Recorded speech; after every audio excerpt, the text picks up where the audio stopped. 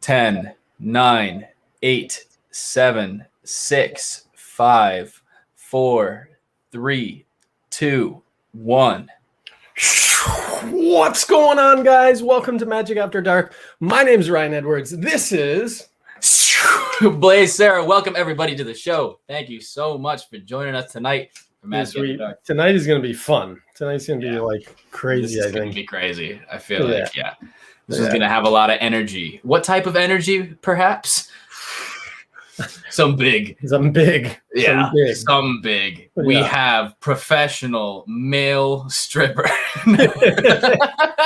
magician, the double lifting king, all the way from Scranton, Pennsylvania. Should we bring him in? Let's just let him simmer. Yeah, let's let him. The man, the double lift, the legend. There you go. Eric, the man, the myth, the legend. There it is. Leclerc. Bada bing. Welcome to the show, man. Boys. Double lifting. What's up? Do you even lift, bro? No. What's going on, guys? Thanks for having me. Thank you for coming on. It's, we're excited to have you. You've got tons of stuff going on in your life right now, so we know that you're crazy busy. So we appreciate you coming on. Actually, I'm not doing much at all. No, just this is the least busy I've ever been in the past. Even during quarantine, That's how TV goes, man. That's it. You're busy for 3 months nonstop, 12-hour days, and then you do nothing for 6 months. Yeah, definitely. Yeah. So, I mean, do you want to tell everybody? I mean, obviously during COVID, you've stayed pretty busy. I mean, up till now. But do you want to tell everybody what you've been doing in case they don't know? In case someone has been watching and they're under a rock or something like that. Yeah, we were in Vancouver with the boys, Chris Ramsey and Alex Boyer and the other guy. We're filming Big Trick Energy. It's on True TV. It's a season finale. Hopefully not series finale. Season finale tomorrow. So we filmed that for 3 months straight. It was amazing. It was such a blast. Chilling with your best friends every day for 3 months. It was crazy. We were really busy. It was a lot of fun. And glad it's over. Nice. Yeah.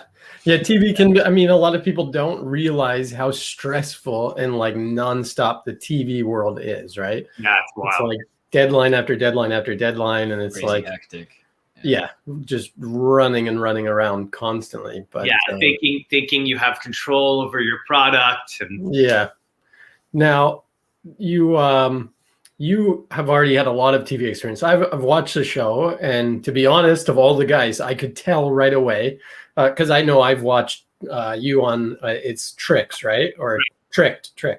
And I remember messaging you after watching one of the episodes and going, dude, this is amazing. Kids have got, you're the hero for so many kids watching this show. But as soon as I watched Big Trick Energy, I could tell your TV experience compared to the other guys, because on camera you're just so natural. That means a lot. Really, really awesome at it. So. Yeah, this was my 7th television show. Crazy. And it was definitely I was most excited for, and it was one that's definitely the funnest, most fun to film, just chilling with the boys. The question we get, I'm seeing a question right now. People are always asking, where can we watch Big Trick Energy if we're not in the States? There we go. And the answer is, I don't know. That's answering people because look it up, man. Yeah, we get asked all the time. He's Big Daddy Magic. He's not Big Daddy Google. Let me Google that for you, bro. There's a couple episodes on the website. We were supposed to sell it to Canada, True TV in Canada, but that didn't happen. I don't know, man. But hopefully we'll be able to open it up. HBO Max is their streaming partner. So if it's available for streaming, it'll be then. But till then, you just have to watch our channels where we post individual clips. That's crazy too that they let us do that. I've never had any experience where with TV where they let you take the content and put it on YouTube and do whatever you want. We cut it up. It's like that in that sense, we're lucky. Because I've never. I mean, even with Fool Us, they tell you like you can have this many minutes, like, and that's it. Yeah. You know, I mean, they're pretty lenient on that, but yeah, usually it's like you can have 3 minutes of content. They also have gone back and copyright striked a bunch of people recently. Like My Fool Us was just taken down by CBS. So yeah. Oh wow. You can contest it. There's ways to get it. You contest it, and we're actually I'm going on Fool Us. Well, I'm going to accompany Alex Boyer and Fool Us this Saturday. We're leaving for Vegas in like 3 days. That's super exciting. Yeah. Alex said he's a big fan. Please send cards. Thank you for jumping in, Alex. Oh, I love Pig Cake. What a character. He wants to know, is it true you only shave half of your body? The people must know. I don't. I'm not a hairy guy, like, at all. I don't. But I don't shave. That's a good question, Pig Cake. Come on, Eric. I have seen you at Sorcerer's Safari with the razor shaving your arms. We know that's a lie. Yeah. And the thing is that we're talking about half. Now we see the full beard, so we know it's not a vertical division line. So this whole thing is just absolutely crazy. Have you guys seen the new trend? It's like it's like I don't remember what it's called, but it's like you shave. It's just like a ring of your beard and around your head, and everything else you shave. Oh no, I've not seen that. Creepy. It looks creepy, man. Inverse Jermaine Jackson. Soon. So when are you guys boxing, Alex? The next celebrity boxing match. Yeah, it's actually happening. Alex was drunk one night, and we got called on Bottom of the Barrel, which is Chris and Wes's podcast. And Alex was drunk, and he started talking smack, and he challenged me to a boxing match. And Chris is going to rent a ring and get an announcer and referee. He's gone back on it. He hasn't confirmed it, but I'm definitely getting ready for it. I'm going to make him puke. That's what. Yeah. It should be around probably mid-July or beginning of August, I'd say.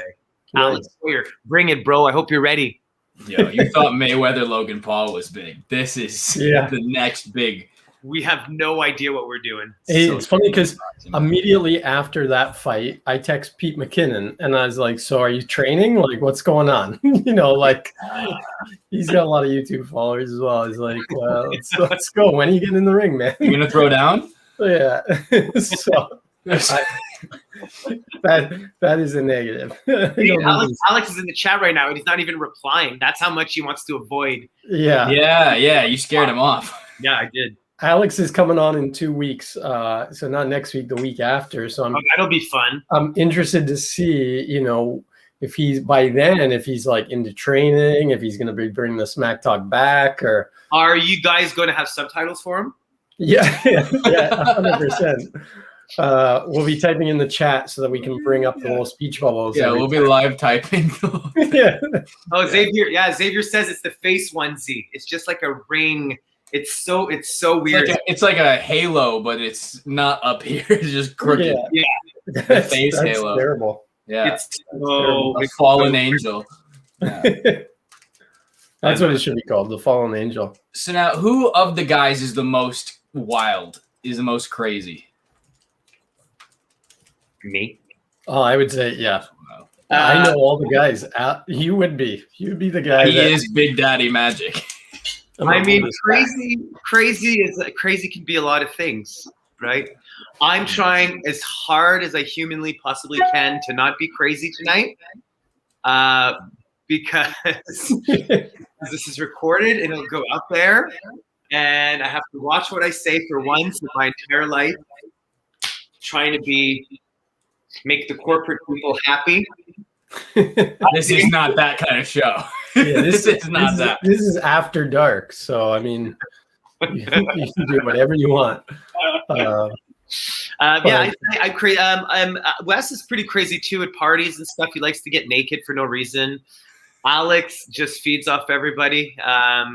We're all pretty crazy. It was a great experience living with them day in, day out for 3 months. Yeah. It was some, I discovered my favorite part of filming the show was obviously spending time with them, but discovering that they're all morning people. Like Wes and Chris are huge morning people. They get up every morning, no matter 2 hours sleep, doesn't matter. And they're like, hey man, Chris is happy as can be. Wes is like a farmer, so he's like gets up and wants to work, have a beer. I seen him wake up and have a beer at 7 a.m. Idiot. Yeah. Alcoholic. And Alex, you just can't talk to him before he has his coffee. He literally watches the coffee pot boil. You just can't talk to him before he has his first sip of coffee. He just stares. What is that? Is it? Pepperoni. Huh? Look straight. There's a pepperoni. There's nothing. Just appeared. You just listen to the coffee pot. You can't talk to him. Are you pulling this off of a pizza or something? We just is this floor pepperoni? Oh yeah, floor pepperoni for sure. That's no, that's more Boyer style, right? Like the floor pepperoni. Floraroni. Yeah. The floor pepperoni. Yeah. That's Boyer style. Yeah. Well, anything I do is going to eventually be Boyer style because he loves. Alex, how are ya? It's going to be an episode of just roasts. Roast. That's what I'm going to do. I'm here to roast Boyer. That's what the podcast should be named.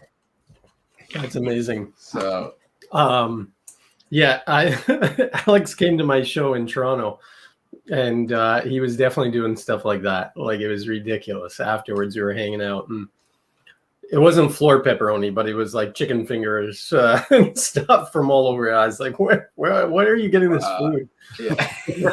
It's just gross. Yeah, carpet tendies. Oh, yeah. Not the same as Floraroni. Yeah, we definitely had fun, man. It was a lot. Yeah. It was a lot of fun. How long were you in Vancouver shooting for? We were there for like 2.5 months, about 9 weeks. We did one episode a week, which is crazy. It was really, really good. Great timing for a show. And we learned a lot. We learned about each other. We learned about magic, or even our different skill sets. Chris discovered he's not as good as a magician he thought he was. Love that. It was a lot. It was a lot. There was a lot. A lot of problems, a lot of stuff to work through, a lot of negotiations. But I think after we were done filming, we were happy with what we filmed. Yes. So on the episodes, what was the most challenging thing to film for you? And then the thing that you're most proud of filming that you were like, yeah, that was amazing. Like, well, the thing I'm most proud of is the trick at the tattoo shop, where basically I did color match with a real tattoo of a. I was gonna say it's on your backside, right? Yeah. Look at that green cheese pizza. What? Yeah. Dedication. It's one of the best reactions we got too. Yes, bad parking police will return as soon as I get back home, boys. That was my favorite part. The most challenging part was keeping secrets from each other, because as much as the show looks and feels scripted, it isn't. That came in editing, whatever. I can't. Come on, be positive, Eric. As much as it looks scripted, the most challenging thing was to keep these secrets from each other. Like when they send me through like a car wash with the windows open in a van. Yeah. And I did not know that was going to happen for real. So like think of all the production meetings and all the Zoom calls that they had to go through to keep each other, secrets from each other. It was crazy. Yeah. The most challenging, like physically. Oh my God. Well, that's an easy guess. That's an easy answer, man. Tomorrow, season finale. It's do we get a sneak peek, a sneak hearing right now of what you did? And we explore the bullet catch. Nice. And we get, I guess I can say it doesn't really matter. We get 1,000 or 2,000 paintballs shot at us for real. Nice. That was, I'll show you a picture of the, that was definitely the most traumatizing and challenging thing we did. I mean, it was, look at this. Oh, jeez. Yeah, yeah, that does not. Yeah, we had welts on us, like we just miscalculated. So Danny, we had an amazing Magic team. Danny Garcia, Rico De La Vega, and Marcus Eddy were Magic consultants. I mean, that's the best, right? And we just, I guess, overlooked the trauma and the pain that having 20 paintballers 30, 20 feet away would actually, it ripped our suits open. What I regret the most out of those 3 months was, like, I have, like, this is gonna sound so good.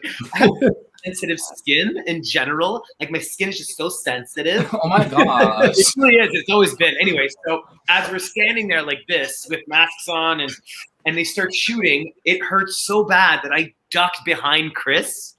And I was and for the trick to work, we did a trick with the paintballs, obviously. And for the trick to work, I had to stand there, but it hurt so much I couldn't. At one point, I'm like kneeling down like this, shooting hand in the head, and I was pissed. Like, I haven't seen the cut. They don't show us the cuts. It's super fun. And I was so visibly shaken. Yeah. Tomorrow night, I know. I mean, I just hope that they show how upset I was, man. I was not happy yet. I was not happy. It was very tough. To oversee, like, no one's been paintballing before? Like, to know how bad that hurts? The most challenging Magic trick was that you guys didn't think paintballs could hurt if you had 20 people. We knew it. The thing is, like, we had guards. Yeah, we had forearm guards and we had, like, chest guards, but the chest guards go, like, like this. All this is open, and plus at the last minute, Chris is like, no, let's put our arms in the back, therefore exposing all of this. We should have went like this, right? Yeah. But no, so it was a mess. But the trick worked, a pretty good trick. It worked, but man, was ever traumatizing. I still think about it. I dream of it. So paintballing next time we're in like Ottawa or something. He has PTSD now. Yes, we really do, man. It was crazy. That was definitely the most challenging thing. That, and just also challenging is, like, living with each other, even though we're, like, best friends. Like, even your best friends, you don't live with them day in, day out, 12 hours a day, no matter what. So we had to adjust our attitudes, our thresholds of, like, Alex gets on my nerves so much. Oh my God, he gets on my nerves so much. But it was an interesting experience, man. I wouldn't trade it for anything else. Nice. It was funny that you mentioned that you don't get to see the cuts. I did a TV show for a couple of years back when I was in university, and I think that was the toughest thing. Is, like, you perform a trick, and you want to see what the final product looks like before it goes on TV, because you're a magician. And editors are not. They're magicians in the editing room, but they don't know how magic looks. And so I remember doing one trick on the show and watching the edit of it after, and I was like, take that offline. Like, that looks terrible. Cuts for no reason. I'm going to say this, and this is the only thing I'm going to say, is that when you have a show, people think, they watch your show and they're like, oh, that's the product that they put out there.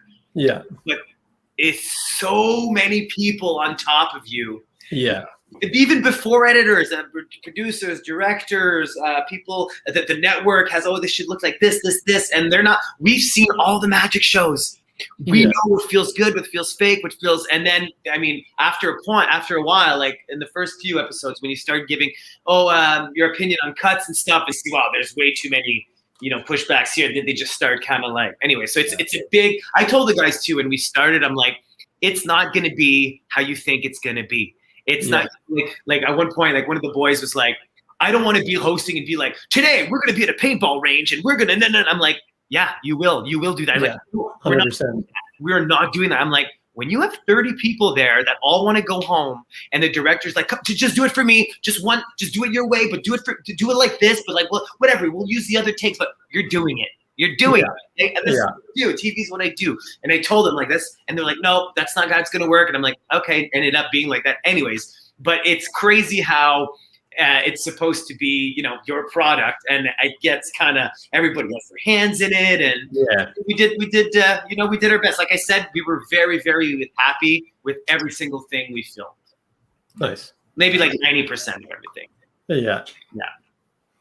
Now, is there a trick that you like have seen on the episodes that you're like, because obviously like cutting and stuff that you were like, oh, that was bad. Ryan, please, I can't. I just wanted you to throw Alex under the bus. That was it. I thought that's where you would go. So can you name which of Alex's tricks looks the worst? Yeah, I mean, yes, he could say it too. Every, I can't. We won't. Yes, every single trick, every single shot. All right, we'll reel it back. We'll push you again later. Yeah, we'll get it back. You guys have seen it. We're magicians, Yeah. No, I mean, it's definitely a fun concept. Now, whose idea was it? Like, did it come from Chris, or was it kind of like both of you guys, or a mixture of all four? We started hanging out together at my place, having these crazy weekends, and inviting people over, and we thought people wanted to be around us, and we were fun, and the synergy was fun. It was good. You guys have a great synergy. And then we filmed a video together. I think the first thing we did was Wes's idea to race pizza delivery guys. So each of us would call for pizza, and then a different place, and then we'd monitor them on Uber Eats or whatever, and then we'd give prizes to delivery guy, $100 and flowers, and it's a great video. And I think that synergy sparked something because it was so funny. It was such a good idea. We mesh on camera, and we meshed so well on camera because Alex was filming. And I love you, buddy. And then we just started, there's something here. And then we started filming these videos for a YouTube channel we're going to start, us 4. And we filmed 3 like pretty epic videos, man, great concepts. And then Chris saw, this is the story I go with. Chris saw the Chris Hart documentary. Is that it? Kevin Hart. Kevin Hart. Where he has and he saw like he has his hands in everything. Like, he's like clothing, and he did this and this, and executive producer and this, movies, actor. And Chris, I guess he wanted to be an executive producer on a show. And he's like, I want to do that and like spend time with my boys. And so him and Wes went out. The concept was supposed to be Jackass blended with Impractical Jokers meets magic, And so they went off, they pitched the show, and True TV loved it. They bought it. And here we are, like a year and a half later. It was crazy to see it all come together. It was really wild. It's amazing. Yeah. I look like Sean Farquhar. Oh, thank you. I'm really glad you think I look like Sean Farquhar. He threw in the "It's my job" too. I feel like that's not the first time you've gotten that. No, for sure. Well, I mean, I love Sean Farquhar. I think he was the first. One of my first magic competitions. He was the judge, and I was playing a mental patient. That's that won me a lot of competitions. I was a mental patient that had just escaped from the mental hospital, and he just said recently on a Facebook comment that I had one of the best lines he had heard in magic competitions. And I was talking, I just stopped and I look at the judge. I'm like, are you guys judging me? Are you guys judging me? And I remember him laughing so much. And I was like, man, who is that guy? I didn't really know him. And then I looked him up, and like, he's the beast, man. And at Magic Camp where I met Edward, where I met Ryan, he's a Magic Camp. One time at Magic Camp. He was a beast too. He has the best stories. He's such a good guy. I wrote down some stories here from BTE. I have one I'd like to share. I would love to hear. Oh boy. Yes. So we did a segment called Drunk Magic, okay? And which didn't air because we actually got so drunk. We wanted it to be real. So it was called Drunk Magic. We're at a bar and we're supposed to just have a good time, get drunk, and show magic to people. And one of the tricks was the trick was supposed to, he would chug a beer. So get somebody to pick a card, chug a beer, act drunk, and suddenly pee his pants and the urine would form the name of the card on the pants, right? The wetness of the urine.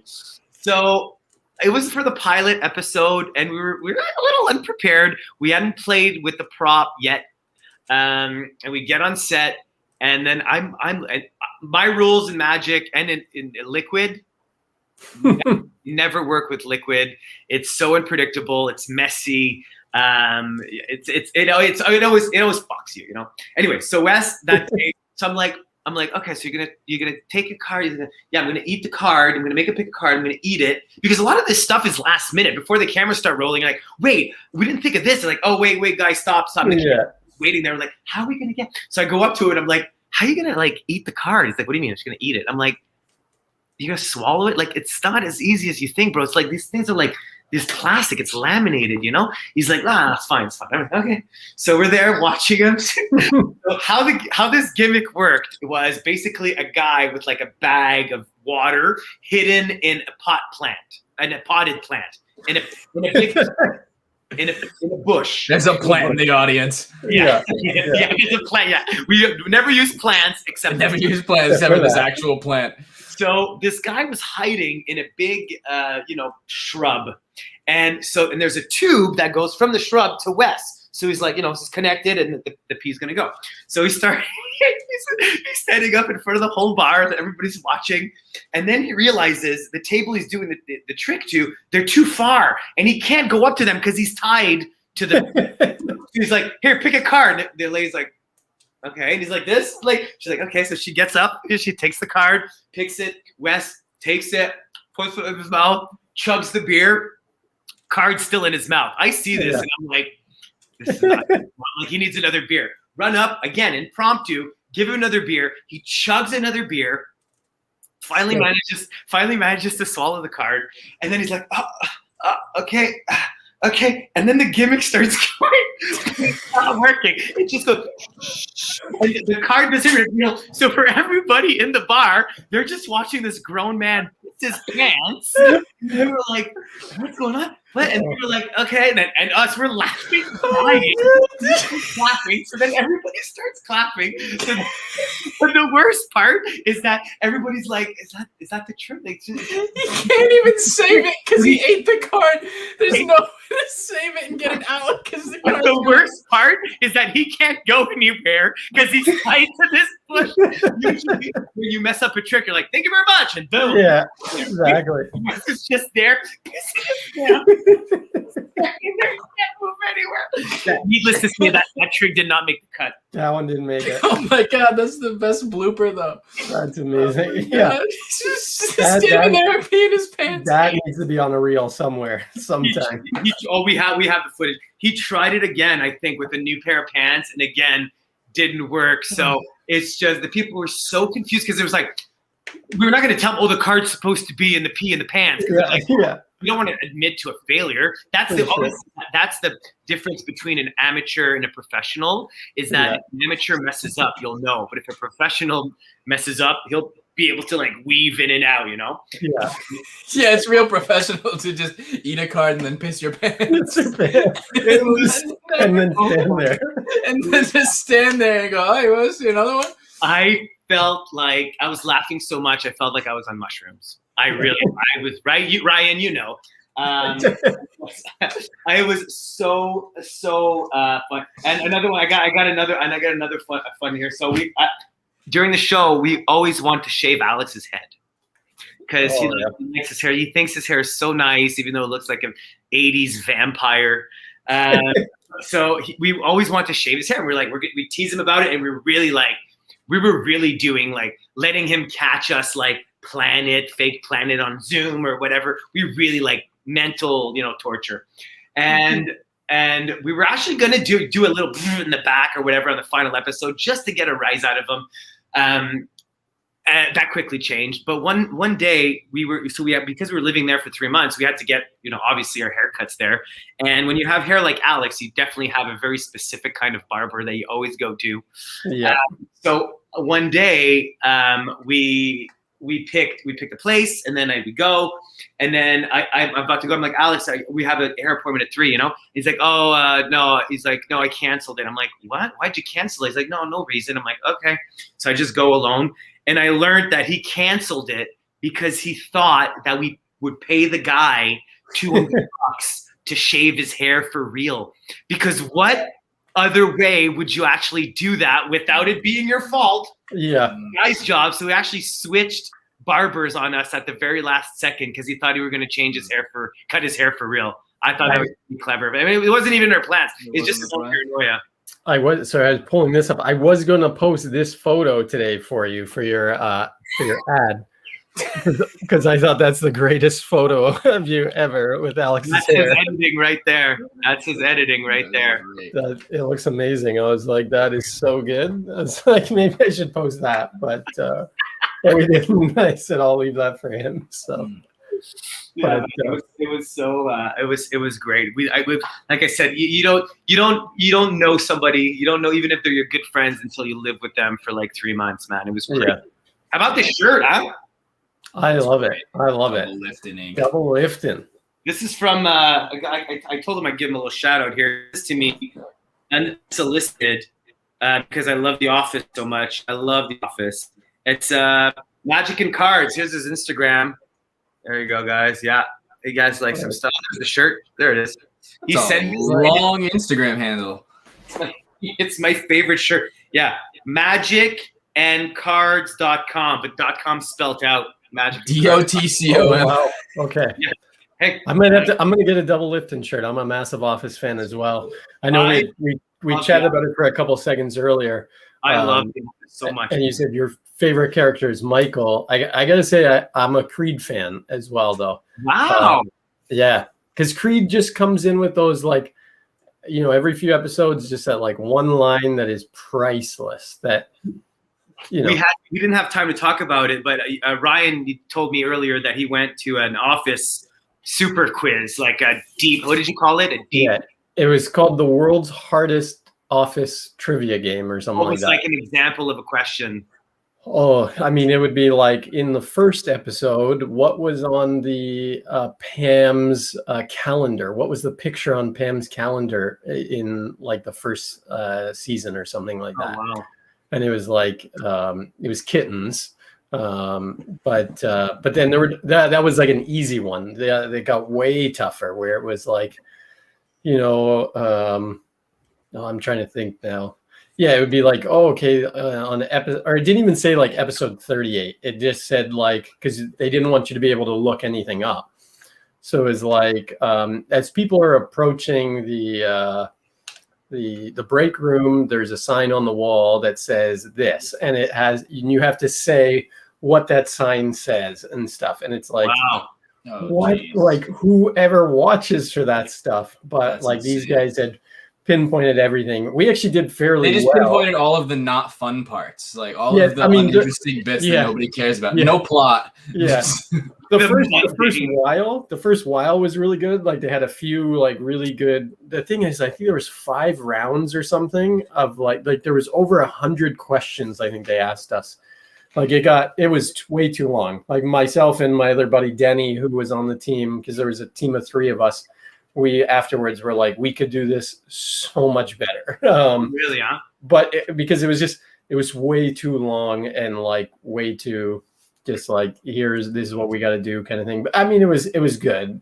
I think we ended up finishing like 4th or 5th out of like 20 teams or something like that. So. Yeah, right now I'm in New York and they don't have The Office on Netflix. Oh yeah. I've been here for like 3 weeks and I feel lost. I just did one of my last YouTube videos was reviewing every single magic scene in The Office. Nice. It did pretty well. It got like 16,000 views or whatever. But it was a labor of love. I love doing that video, man. It was so.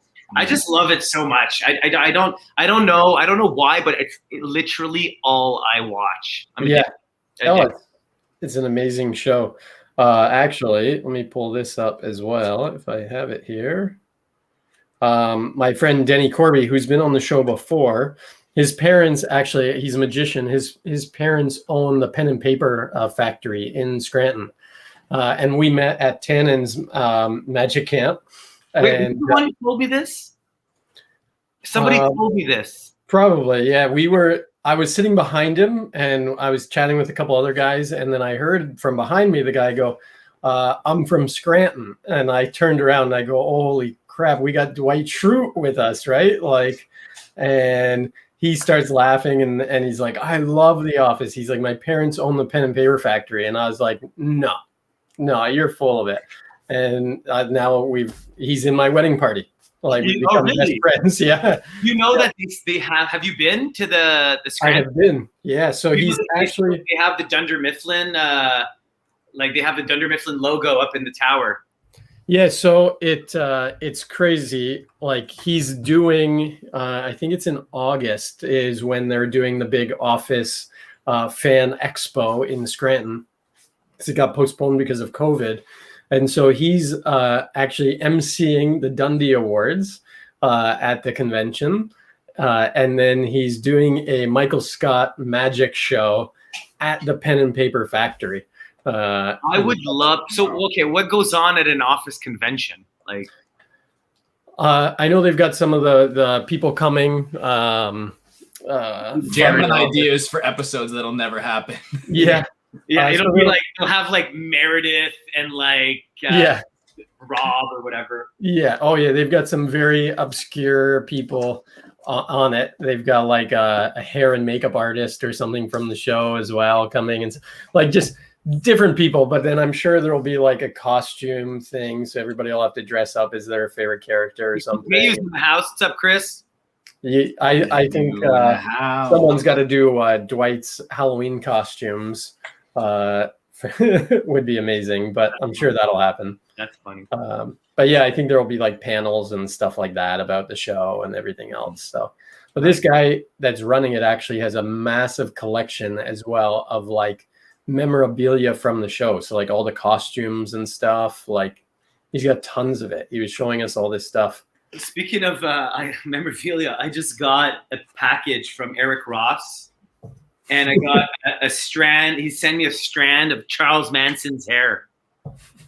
He collects serial killer stuff. And he just sent me he's like, I certify this is an authentic Charles Manson hair. It was obtained from his prison beanie. So that's a little sus, Eric. Sus. Is being obsessed with serial killers a sign of anything? I don't know, man. I don't know. I mean, if there was a sign, if you have I feel like that would be one of them. Yeah, if you have a favorite serial killer, there's something wrong. I'm sure he does have a favorite. If he's got hair, he's got a favorite. Yeah, it's all categorized on the wall with like, some random guys. yeah, exactly. Here, hang on. Let me send you another one. Yeah. Well, since we were talking about trivia, do you think that we're ready for Red, Ryan? I think it's a good time to go Red. I think it's a good time. You ever seen Cash Cab? You ever seen Cash Cab? Yeah. It's time for a red light challenge. I auditioned to host the Canadian Cash Cab. Really? Yeah. Now, wasn't Cash Cab Canadian in the challenge? first place? I don't think so. I thought it was in Vancouver. Really? Yeah, I'm pretty sure. Think so. I think the host was Canadian. Oh, this is good. Might have to look it up. Check it out. Yeah.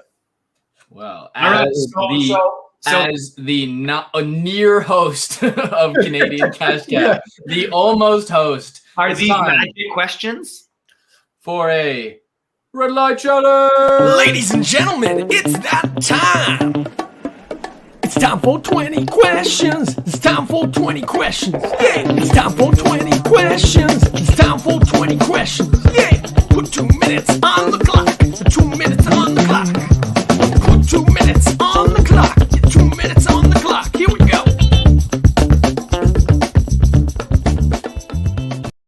Put 2 minutes on the clock. 2 minutes on the clock. Yeah. Yeah, we're a real show. We got songs. Yeah, we are a real show. Jingles get longer and worse. Yeah. That's what they're supposed to. Yeah. So that was Ryan, BT Dubs. He's got the soul. So that's it. So what's going to happen is we're going to put 2 minutes on the clock and ask you rapid fire questions. Okay. See how many questions you can get through in 2 minutes. And are you ready? I'm ready. All right.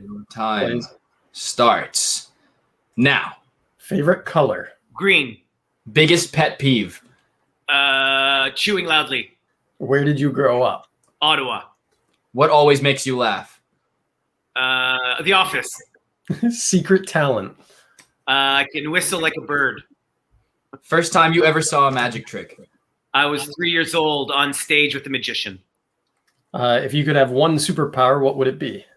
Flying. Dream performance venue? Madison Square Garden. Most cherished memory? Losing my virginity. Favorite food? Sushi. Favorite movie? Shawshank Redemption. Favorite pizza topping? Come on. Pepperoni. Floroni. We're going for one. What's that? Favorite magician? David Williamson. If you won the lottery, what's the first thing you'd buy? David Williamson. What's your most highly recommended magic product or book? Any Card by Richard Sanders. What is your favorite TV show? Well, we already kind of covered that. Office. Your guilty pleasure? Office. If you had one wish, what would you wish for? Flying. Favorite toy growing up? Tonka trucks. Favorite sports team? Ottawa Senators. Oh, ends on a bad note. Actually, last question. I think we should ask this because it was kind of one of our other questions, but we got 20 seconds. Yeah. Would you rather look like a potato or feel like a potato? Feel like a potato. All right. With time to spare. Crushed it. Dunking on the haters. Nice. The Eric Leclerc, Big Daddy Magic. Wow. Yeah, I think is he the first one by himself? Oh no, someone else. Who did it? Doug did it last week. Doug made it through. You were the second person to make it through all 20 questions. Yeah, I mean, you did answer Office a significant amount of time. Yeah. I really thought that on if you had one wish, what would you wish for? I thought you were going to just say an Office. Because we had them right in a row. It was favorite TV show, guilty pleasure, one wish. What is it? Is it usually people they can't finish the 20 questions? Mm-hmm. Well, yeah. Wow. Maybe we need to do less time. Maybe we should cut it down. Actually, you know what? Frank the Tank and Goss We Trust, my good friend from Ottawa, magician. As I was answering, he knows I'm not a sports guy like at all. And as I was answering the sports question, I thought of him right away. Yeah. I better say just say Ottawa Senators because I thought of you right away, Frank the Tank. It's funny because we put that question in, and then a few weeks ago we were like, most magicians don't watch sports. We've never had somebody who was a big sports fan, I don't think, as a guest. Every single time that we get to that question, they're just like, I'm the only sports magician, like athletic magician, I guess. I like sports. What are you, basketball, Ryan? I play everything. So I played basketball, I played soccer, hockey, football, pretty much everything. So I watch a ton of sports. Huh? I played on pretty much every sports team. Actually, my neighbor was asking me today what sports teams I played in high school, and I was like, everything, pretty much everything. So, I actually played a lot of sports when I was very young, but it was like trying to discover what I like. Like I have a quote I love saying, the last time I played hockey was for the Ottawa Pumpkins. Nice. True. That's amazing. I play softball. I do okay at volleyball. And I'm really good at throwing frisbee. That's it. Nice. I played football for 1 year, and it's definitely not the right thing for me. Then auditioned for the musical the next year. That is amazing. Yeah, I played football for 6 or 7 years. I liked it. Wow. It was just like 3 days of practice a week for one game on the too much. Come on. I got injured in my first year. This is why I have that scar. Yeah. You just want to show off your biceps. It just yeah. Here too. Look, I have a scar here. I got one here. Oh yeah, best way to show off your biceps: go upside down, bend your arm back. Thing with the other side, he's like, my bicep right here. I got a scar. The scar right here. Actually, let me stop for my Tinder bio. All right, exactly. Oh, that's definitely going to make a highlight reel right there. Right there. Please saying, this is my Tinder. That's awesome. So what was the progression like from being brought on stage with a magician as the magician's assistant, first exposure seeing magic, to then ending up on a bunch of TV shows and full-time magician, making it your whole career? My grandpa was a war vet, and they did this like Christmas party every year. And I actually have a picture of me on stage with that magician. I think he was doing the hat tear. And then, didn't think about it I watched Magician every Christmas. And I remember once, it was like a legion, like a room with it was a stage, it was a big room, Santa would come. And I remember after the show one year, the magician did the fire book. And I found myself backstage, but backstage was just like, there was a freezer and a kitchen. It was a weird, it was just a community. Yeah. And I remember seeing the book on the counter. And I was like a bad kid. I was like a little rebel. And I was like, do I go open that book? I got a chance. But no, because there's fire and you're not supposed to play with fire. And I just saw, and it had a dilemma, a moral, should I do it? And I didn't. But then after a while, my story's boring, man. It's like every magician got a magic kit under the Christmas tree. And I was lucky that the magic kit that I got was a very good magic kit with clear instructions saying, hey, you got to practice every trick for an hour before you show anybody. Trust us, it'll be better. And I did, and I went. It was the thumb. It was a silk. The thumb vanished, silk vanished. And I did in front of the mirror. And when I went to show my mom, her jaw dropped because I was good at it.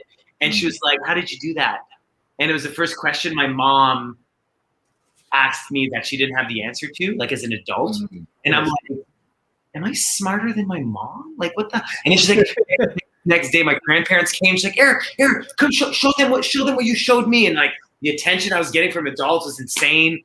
And I knew, as cliche, as corny as it sounds, I knew as that 9-year-old kid that I wanted to do that for the rest of my life. And then I started going to shows and getting magic props, asking only for magic stuff for Christmas and my birthday. And from then on, it just kind of progressed. The TV things started I'm not sure how really. I don't remember. I guess our local community cable television. I was doing breakfast stuff, and then they asked me to host a breakfast television, and then they asked me to host a segment on the community. It's called Ottawa Living. And I hosted a segment called Eric on Elgin, and Elgin was Frank says, in 2002 I joined the Association of Magicians of Quebec. And I never really, magic clubs never really did it for me. In fact, I told the people in the Ottawa Club forum today on Facebook that I would tell this story about how I got banned from the IBN club in Ottawa. Wow. 4 years ago. It's not a great story. It's just so stupid. It's so stupid. We were having a lecture. My favorite magician, top 3, Garrett Thomas, in our city. Absolute Beast, right? Hilarious, amazing magic. So at one point, he's talking about, the mind and how he works on his routines, and the mind is stronger than the mind is a tool. You got to work on it. And he says, I lost 80 pounds once. And another old magician never shuts up says, I lost 80 pounds once too. And I'm like, dude, shut up. No, you didn't. I've known you for 20 years. No, you didn't. And he's like, I sure did. I'm like, bullshit. Let him talk. My biggest pet peeve is magicians, even in Facebook groups, they try to be funny. They try to be, actually, like puns and like we're trying to make it disappear and like, and like just shut up. We're paying $40 to see this guy. He's amazing. Just shut up. So I'm like, bullshit. And then it ended there. And then afterwards, he comes up to me. He's like, "How dare you say I didn't lose 80 pounds?" And I'm like, "What? What's going on? What?" He's like, "We'll never be in the same room again." I'm like, "Okay." And sure enough, he, I guess, ran it by the committee. Oh, and sorry, the main part. The next day, so he left. He leaves in a huff. And the next day, his car was keyed. And apparently, I keyed his car, which I obviously didn't. But so that's the reason. That's the reason I got banned from like in a local IBM club. Which is, you know what? It's okay with me. Those clubs have never. You know, one of the best tips I've ever gotten as a magician. This is for real. Stay away from the Magic Cafe. Stay away from those clubs. And like, sure, they help you integrate and meet like-minded people, but it's just like the advice you get. It's like an ego. It's like a pissing competition. Magicians always trying to. You like the way I would do it is I like to do it with these shiny silver dollars because the worn down ones you can't see them as well on stage. The way I would do that, actually, I like to keep my deck face down because I'll tell you, well, like, shut the fuck up, shut up. Well, like I love conventions because you don't have to stay. Yeah. What's the best part of conventions is the part that is not the convention. It's just hanging out with the people that you wanted to see and like hang out with like your friends at the bar or whatever after the lectures and all that are over. Yeah. I actually went to 4F, which is a very like I'm sure all magicians are watching this. You guys know 4F, but it's like a coveted convention, like an invite, prestigious. And man, was it? I went twice. I went 3 times, and like, it was so painful. The shows were and it was just like, so. And people say, "Oh, I go to 4F. Oh yeah, I go to 4F," and they think they're like on a. It's just, it's all a bunch of like bureaucracy and just be normal, guys. Like the craziest thing that I see on forums, the biggest question is, what do you do? What do you guys do for hecklers? What do you do when somebody wants to examine your deck? I mean, hey man, just be a normal human being. Nobody can do that. Exactly. Don't think don't ask people to blow on stuff. Don't you're a wizard. Don't say you learn. Like, just be normal, man. If you have an ounce of arrogance or cockiness, if you raise your eyebrow the wrong way after a trick, you're gonna get confronted. Nobody knows. Hey man, newsflash: people know magic's not real, bro. Okay, you're not fooling it. So the biggest thing is like, and it sucks. It sucks to say, like, when somebody's like, I always get confronted, and how do you? It sucks to be like, hey, like, you need to work on your presentation. It's the way you come off, instead of being like, oh, well, I never use gimmick decks because if someone wants to examine it, they can. Like, okay, sure, bro, do you? Man, on that same note, one of my big pet peeves is whenever you see a magician and they ask somebody to sign something or do like the most mundane basic instruction. They're like, "Oh, that was so beautiful. Give her a hand. That was such a beautiful signature." And it's like, she wrote her name. Yeah. Everybody can write their name. Like, you're condescending to this person and looking down on them, and it's just rude. It's just arrogant. Like, although, saying that, now I was talking to a lawyer friend of mine a few weeks ago, and he had a kid come into his office, and it said that you need to write your signature for this piece of paper.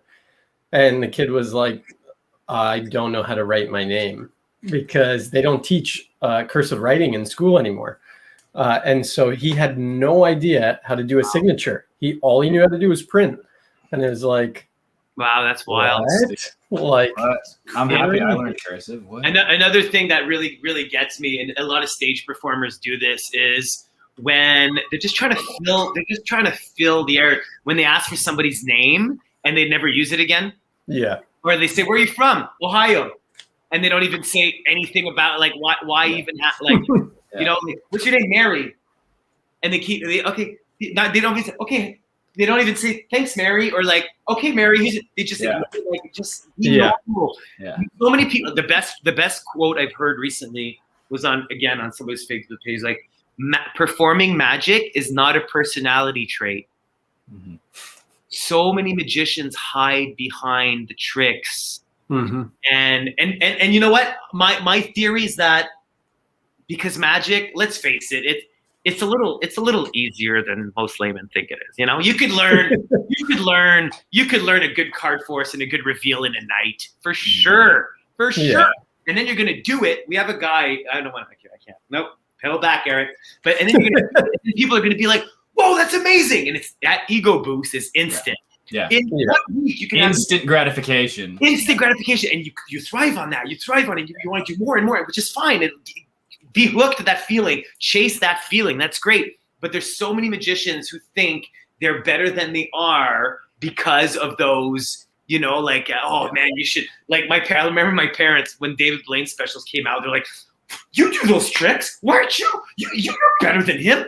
I'm like, "Mom, calm down. Okay, calm down." You know, like it's all the same stuff because when somebody experiences magic for real in front of them, they're like, "Whoa, you could do the simple." Like they could see a trick on TV, not be moved at all, see the same basic trick in front of them, and like mind's blown, and the person's ego is like lifted. So I think that's why there's so many magicians who hide behind the magic. You know, like one of the questions, like, what do you say when you approach a table or when you approach a group at a cocktail party? Just be a normal human. Actually, like one of the best line. This actually changed my performing for cocktails. The best line is a David Acker line. And I say this in my lecture. They say, "Hey guys, how's it going? My name's Eric. My job is to interrupt people when they're talking. How am I doing?" And you wait feedback because that's actually what you're doing. You're saying your name. You're calling the fact that you are interrupting them, and you say, "My job is." So they say that I'm here to ruin your night. I like that. they say, you know, a little on the nose, yeah. Don't say, because the people are not qualified to answer, "Do you guys want to see a magic trick? I'm the entertainer here this evening. Would you like to see magic?" If somebody comes up to me at a bar and says, if I wasn't a magician, like somebody's like, "Hey, can I juggle for you?" I'm like, I'm good, thanks. "Hey, do you want me to hear my, hey, you guys, hello, my name is Eric. Do you want to hear my Sylvester Stallone impression?" And you're like, no. But what if this guy's like a cutting edge impersonator and he's good and funny and amazing? You would want to hear. So people aren't qualified to answer, "Do you want to see magic?" So you don't ask, you just perform and you just get right into it. That's the best tip. And for kids, I don't know if there's many kids performers out there, but this is a pretty funny story. It's a line I got from Marc Trudel. He's a magician from Quebec. His line, a lot of magicians freak out for kids, like, how do you control them? And like, he says, he had really crazy hair, like wavy hair. And he goes to kid at the beginning of the show, he's like, "I only have one rule to my magic show. Who can tell me what it is?" And then the kids go, "You stay seated." "Yeah, that's a good rule, but that's not the rule I'm looking for." "Raise your hand when you want to talk." "Yeah, that's a good rule, but it's not the rule I'm looking for." And you keep going until they name them all. Actually, that's all good rules, but the only rule is you can't laugh at my hair. Okay, so it turns into a joke that way. The kids, they named all the rules for you. So Mark is doing a lecture. And he says this, you know, I say, "You can't laugh at my pants," because I wear really crazy plaid pants. "You can't laugh at my pants." Okay. So Mark says this in his lecture, "You can't laugh at my hair." And as dense and stupid as some magicians are, one kid magician, the next week, he comes to the meeting. He dyed his hair bright blue so he could use the line with the hair. That, you can say anything, bro. It's so good. Oh man, I hate magicians. Oh my god! But I think that we had a lot of gold nuggets in there. I was gonna say that's a lot of especially just #be normal. Just be normal, bro. I think that's the hardest. Like, I remember the first time going to like IMX or Magic Live like years ago, and you know, no one knew who I was. I just started working with illusionists and stuff. And so I go to this convention with them and I'm meeting all these people, Kyle Marlette, like, you know I met Cale Morelli, Flom, all these, you know, a bunch of young guys and stuff. And so I went out, hung out with them and stuff. And at the end, a couple of them came up to me and were like, "You can hang out with us anytime you want. Anytime you're in the area, give us a call, you know, let's hang out." I was like, "Okay, cool." And they're like, "Do you know, like, you're not freaking out, like, you're excited?" I was like, "No, like, you're just guys. Like, we all do magic tricks for a living, you know, like, give yourselves a head shake." But they were like, you can hang out with us because you're like a regular person, you know, because I guess a lot of people that go to conventions are like, they're the older guys or the young kids that are fanboys, you know, and are like, you know, if they saw you, they're Big Daddy Magic, you know. But you know, I can't help to think that when I'm going to be old, I think I'm still going to be fun. Yeah. You know, I like to think, sure, that when you get old, I'm almost 40. I was looking at myself in the, got some white going here in the beard there. But I was like, I think I'm still going to be, sure, the young cool kids at the convention are going to be, you know, doing their thing, the new like, you know, the new whatever the new thing is back then, but, you know, then. But I think I'll still be, because I've always, my secret superpower is being able to read a room really well. And I think that I attribute that to a lot of, like, to my success in magic and in life, is like to be, and I think that's what a lot of magicians don't do, is it's a conversation, man. Like, you know, when somebody says something, imagine if the magician's like, I've seen so many people like perform, and then they ask a question and the person talks them and they just ignore them just so they can continue their like, hey man, yeah, it's bad. Just be normal. Hashtag just be normal, Kevin. Yeah. Just be normal, man. You know? Thiago's last comment is the best. So it's just dressed like Chris Angel. You'll be cool forever. That's the move. Yeah. That's awesome. There was a question earlier that came in that I was going to ask. I got to go back to it. There's a lot of comments. Someone asked, how often do you perform magic when, like, just in public? That's a great question, because it's drastically changed over the years. Yeah, that's what I figured. Yeah. From 18, you know, from 9 years old to whenever I started high school, I was performing all the time. And then I kind of I went to the IBM club, and I'm like, oh, like magic is kind of awkward. It's not cool. Yeah. Guys, I mean, it's not fun. It's not cool. And then, so I didn't perform in high school for a couple of years at all. I was hiding, even though I was really, who's doing a snap deal off camera? Oh, sorry. I've been playing with it. Was that a snap change? No, I was like back palming and stuff. Yeah. And I was like, oh, magic's nerdy. And I didn't perform in high school. And then one day, I'll always remember this, I got a rising deck, a Divano, the good ones with the weight, you know, and I brought it to school, and I did it, and I left it on the side of the sidewalk, on the curb of the sidewalk. Boom. And everybody was like, what? And the next day, people were like, coming in, oh, the magician. I was like, oh, I can make this cool. I can make this fun. And that's when I started, boom, it blew up, and being popular, having friends, going to parties.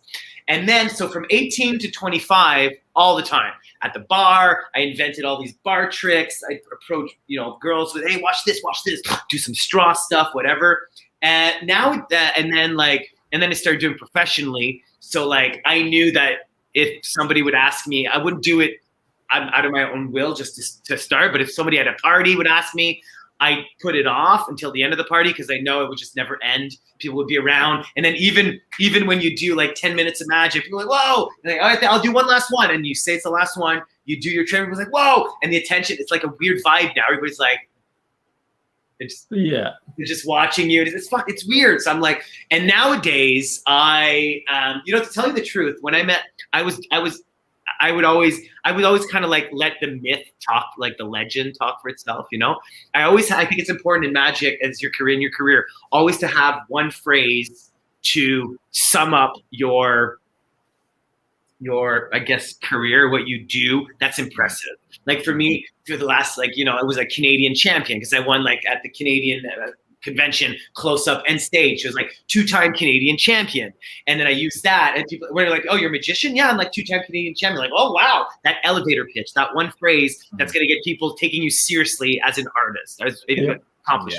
And then when I got Brain Games on Netflix, one point I was saying, I wasn't saying that. And my buddy's like, dude, you have a show on Netflix. I'm like, no, I don't. I have guest appearances. He's like, we can watch you on Netflix. So then for like next 5 years, it was like, yeah, I have a show on Netflix, Brain Games, right? It doesn't matter if it's not. It's all about those little tidbits of snippet, you know. And now I was on Ellen. Now for the last like months, it was on Ellen. Anyway, so for the last, I'd say before 5 years ago, I wasn't doing it. I was like, kind of put it off. I'll just say the elevator pitch and then like let it. And if they ask me, if there's three things someone I'll perform for sure. If somebody says I love magic, if somebody says I used to do magic, or if somebody says a specific trick, if somebody's like, hey, can you do, and they give me a prop, or they give me a pen, or hey, can you, if I'm given a prop, I'm going to do it. So besides those three things, I've never really performed willingly until I met Chris Ramsey filming the Murphys at the Table lecture. I'll always remember this. I flew to Sacramento. I chose him over Gregory Wilson. I was a fan. I met him at a convention once. And I was like, man, this guy he's got this. He's got a good look, and he's really good. I was really a big fan. And then he's like, Murphy's at the Table lecture. He's like, who do you want, Greg Wilson or Chris Ramsey? I'm like, Chris Ramsey. So we flew to Sacramento, and he's like, we're going to go out tonight, right? I'm like, yeah, it was just me and him. First time chilling together. He's like, what are you going to bring? What are you going to bring with you? I'm like, what do you mean? He's like, well, we're going to go perform, right? We're going to pick up some girls. I'm like, we're going to perform. And I'm like, what are you talking about? He's like, you're single? I was like, yeah. And then he's like, I'm like, we're not doing that. He's like, you don't care, whatever. He's like, and we went there to the bar, and he started performing for people. And I'm like, who does that? And he started a little later than me, like in his teens, I think. So I like kind of over it, but I saw what it's a gift we have, man. Why wouldn't we? But for me, there's a fine line between like, this is as a personality trait, it's all you have, compared to it's just an add-on to my life story. So that night, seeing him like create his own loops, and, like getting ready, and he had like stuff in his pockets, and I was like, man. And since that day, I started carrying stuff on me, and now more than ever, I have 3 things on me, and I'm not going to willingly do it. But if somebody, when I go with my friends, they know now.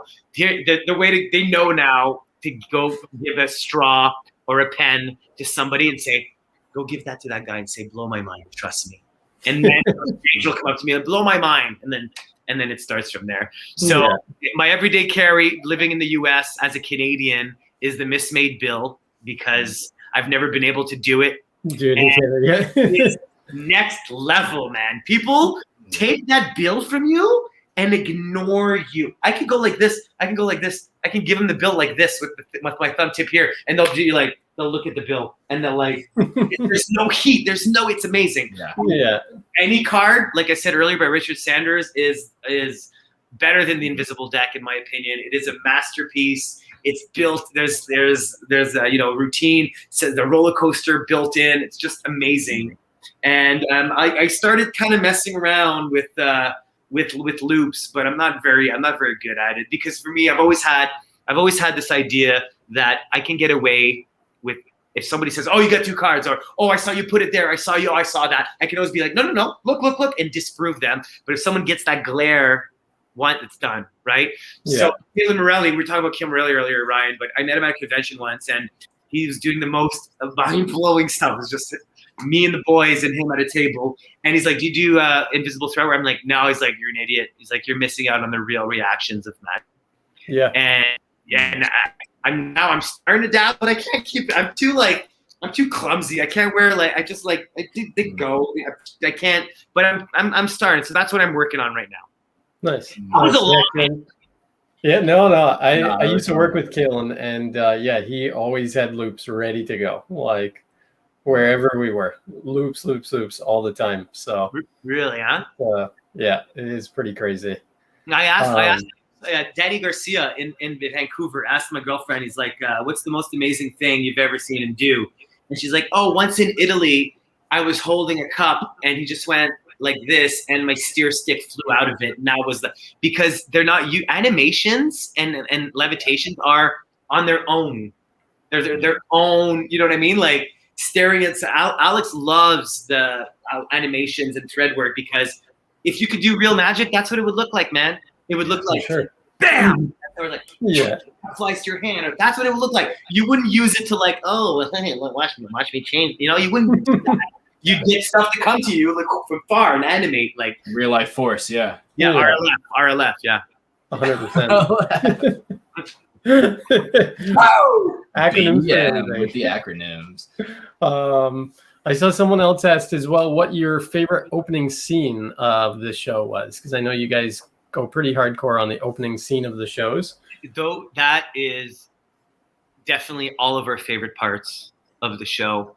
It is what we envisioned. It's the only part of the show that came true. That how we envisioned it, how it looks on the screen, how it was like, yeah, we'll reveal it. We'll reveal it and we had to convince Garcia, he's a very ethical magician, to reveal like, no, it's okay because there'd be our methods. And so my favorite one,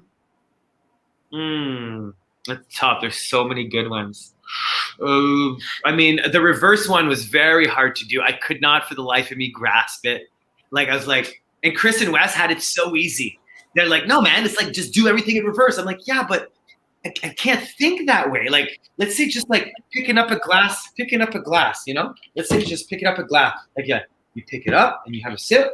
But reverse, is that I just couldn't get it. So Alex, maybe doing the reverse shot. I can't remember. I have a horrible memory. Alex, are you still there? Can you help me out, bro? What's a good one? The one tomorrow is okay. It's like, it's called Ramsey Poppins. Yeah, I like them all. The BMX one. The BMX one was pretty intense. We got some pro riders to come in. They did flips, and we switched. The wall falling. Okay, that's the favorite one for sure. I was gonna say the wall falling was pretty sick. Yeah, the restaurant. Yeah. What's the restaurant? Oh yeah, the restaurant appearing. Yeah, thanks, Frank. Yeah, the restaurant appearing, and you know what? Everybody was such on edge because this thing could have killed us easy. Yeah. And we only shot it twice, man. This thing probably cost $50,000 to make. We had like 40 extras, hours and hours of practice and rehearsals without the wall falling. We shot it twice, which is insanity. Insanity. And plus, it didn't even really turn out, I mean, the reveal is better than the actual beginning trick because we didn't really get a feel that warehouse was very empty. Yeah. We just like kind of, okay, what's going on here? Oh, there's okay, well, I don't, and then you kind of see in the reveal.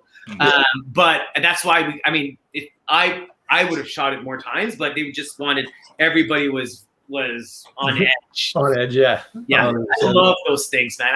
I hope we do another season just to do 10 more of those. They were fun because the reason why they were so fun, and Wes on his channel, he goes through every single one of these and dissects them. And the reason they're so much fun is because we shot one took 1 day to shoot, and it's the only time where the entire crew were working on one specific goal. One thing. And it wasn't like everybody knew what was going on, because sometimes like the directors, like everybody knew how the trick worked. Sometimes we don't tell the directors how it works.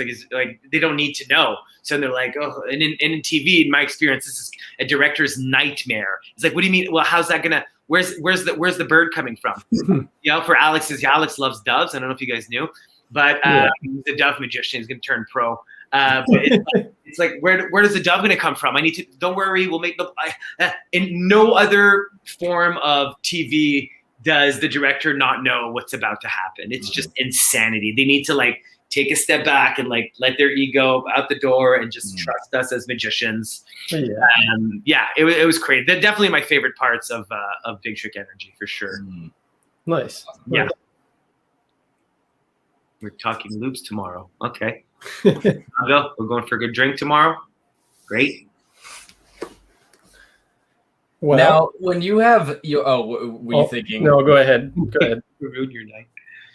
So that's interesting because you've got that dynamic of the fact that you guys are magicians, and I assume you guys and the magic consultants know how it should be presented best for camera. And then you have people that are professionals in television, but not specifically in magic, that you have this kind of balance with, of the fact that you're working for them in certain cases. So it's like, what was that dynamic like with, obviously in things that you can say, with, you know, trying to make sure that the magic was presented in the way that you guys felt was best, but also not being able to have total control like most magicians would if they were just doing it like, you know, their own show or their own gig.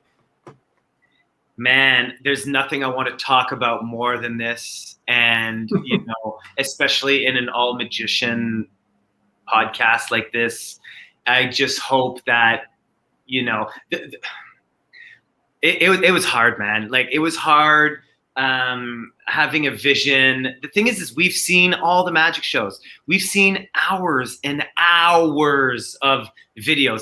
Thousands. Take a 3-minute trailer or take a 26-minute episode. You know, we've seen them all. Or take an hour, thousands of hours in our faces, so we know what it's supposed to look like. We know. Yeah. And there's a big disconnect too of like, well, what do you like? You know, like one of my favorite tricks that we filmed was Alex. We pranked him. It was supposed to be he's in front of a. Keep in mind, we filmed this during COVID. So the reason the show feels a little icky with spectators staged is because everybody had to be tested. They knew they were on a show. They thought they were on a show or a travel show or whatever, but they knew they were on a show. So we had no choice. That's the cards that were dealt. So the trick was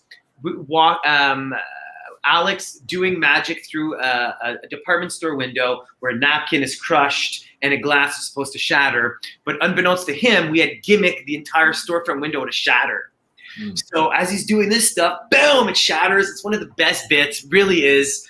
But it got kind of ruined because we chose to the collective we, yeah. Show the girl walking up, and I was like, hey, can I show you something? Instead of just starting the shot with them there. It doesn't matter for this particular one. It doesn't matter if she's standing there with him. It doesn't matter at all. But it just felt so, there was something about it, her just walking alone in an empty street. And I was like, hey, can I show you something? And like, why did we choose? We know as magicians, like, oh, that's weird because we've seen all of these, you know? So sometimes a little thing like that, and an editor could be like, what? No, because, no. I put that because in the other clip, remember we had to show them walking in the street because we wanted to establish that they're walking the dog. And, you know, there's like so many. So between our vision and the way it was pitched to the network, and then they're like, oh, we don't want, like one of our, this is crazy. Can I talk about this? Of course I can. I can do whatever I want. One of our episodes, we were skiing. Okay. And at the end of every show, the story arc comes to like a culmination, comes to like a, you know, get some, it's not necessarily a big trick, but some big joke or something gets, you know, you get a reward, you get a little hit of dopamine, like Garcia would say. And in the last trick for the ski hill episode was we were sliding down a hill. There was 5 lanes. And at the end of the 5 lanes, there were big, you know, like donut tubes, tire tubes, stacked at the end of the lane. They were stacked high. And then we got a mom up at the hill and asking us, which hill should we slide down? So the mom picks 4 of the 5. We slide down, boom, we crash into the tube, the tower of tubes. And then we reveal, and that one that was saved, there's a little kid inside. Okay, so we filmed this. It was super cute, amazing concept. Great little trick, you know, not amazing, but like fun, super heartwarming. And the network's like, no, can't have that. Can't have that. We don't want people thinking we harm kids. I'm like, no, but we didn't know, but you put a kid in danger. What if she would have picked the other? I'm like, hey man, when I had the 4 bags and I was spiking the stuff, like I didn't get hurt. They're like, no. So there's so many. Alex and I talked about this for like a year before we started taping. I'm like, he's like, we should have more say. I'm like, hey, dude, we're employees. It's not us. The network has an idea. They have their vision of us. They bought us our show. There's like 40 people that we have to, you know, it's not us. It's never, unless you're Justin Willman and you edit your own and you sell your own, and that's the way to go. 100%. Yeah, I was gonna say a few people we know, like even like to bring up Chris Angel. I think the first season, that's what they did. He took all of his money, filmed this whole thing, and then sold it to them. Well, you know what's interesting is that the Chris Angel thing is that the network is the one who wanted to, somebody told me this recently, who wanted to like involve the family and get all the, you know, it wasn't his idea. And like the stuff as musicians that we found cringy about his show, like, oh, okay, we're going to get the mom freaking out again, like every episode. Every episode, yeah. They never wanted that. The network's like, no, we want to include the family. We want to include this, and then we have characters here. And it's like, okay, you know what? Fuck, whatever. Like, that's never really, even with a big name like him, it's never really all of it. It's never, you know. Well, and I think that the crazy, like, it's definitely tougher with you guys because you guys are shooting multiple cameras as well, right? Where with Blaine, we were talking with Aussie a couple of weeks ago. He was like, we always shoot one camera. So we never have to worry about going back and cutting things. Because what you see is what you get, right? That was a big note. I think one of our asks for next season is we were at 4 cameras, okay? Now, which is crazy. We have a picture of Wes doing a trick on the table, and the 4 camera guys, 4 cameras just beside each other, bang, bang, bang, bang. And when you give this to an editor, they learn in film school or whatever it is that you always want different shots and different things and that's typically in everything else but magic. Literally, the only thing that you want one shot is magic. What else? That's it. So they're like, oh, nobody told me that. And then sometimes like, oh, we can't film this one shot. It's too long and so there's cuts. Fine, we'll keep the same camera. And there's ways to like detach the audio and make it feel like it's, you know, like, so it was a learning experience for everybody. I think it's pretty cool. Yeah.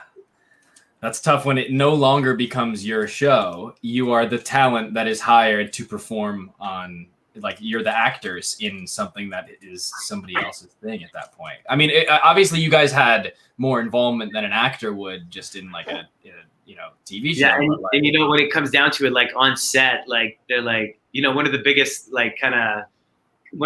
things we had with our director was like, you know, once we were like we're at a tattoo shop. We're going in the tattoo shop. And we get in the door, and then the tattoo guy's like up 3 steps, and there's the tattoo bed.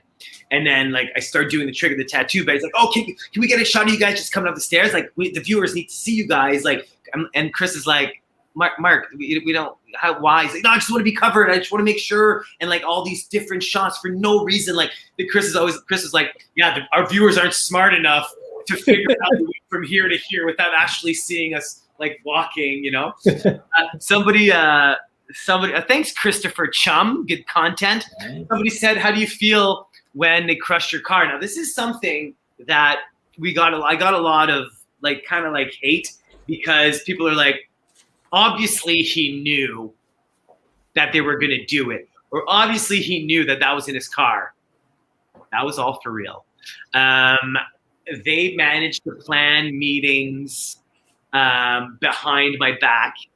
They managed to get my car without me knowing. I knew something was up with I thought it was going to be my van, but you know, then they did that. And the reason why it came off a little bit icky is because as a pro, I knew that we had one shot. As soon as I saw my car, I'm like, oh, what's going on?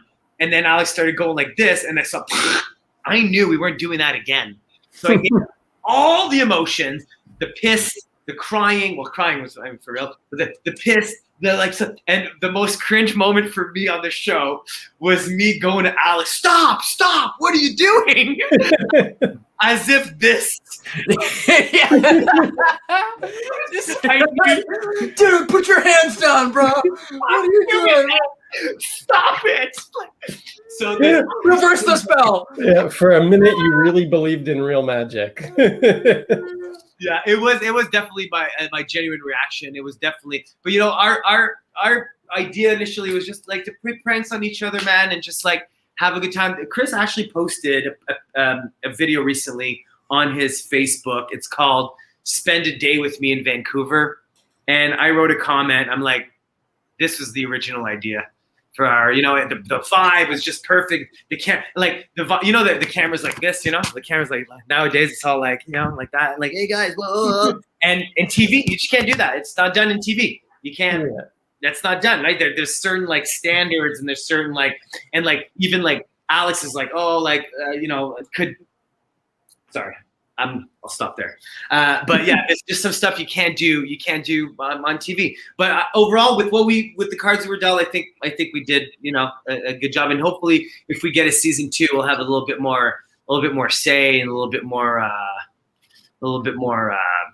genuineness of people not getting tested for COVID.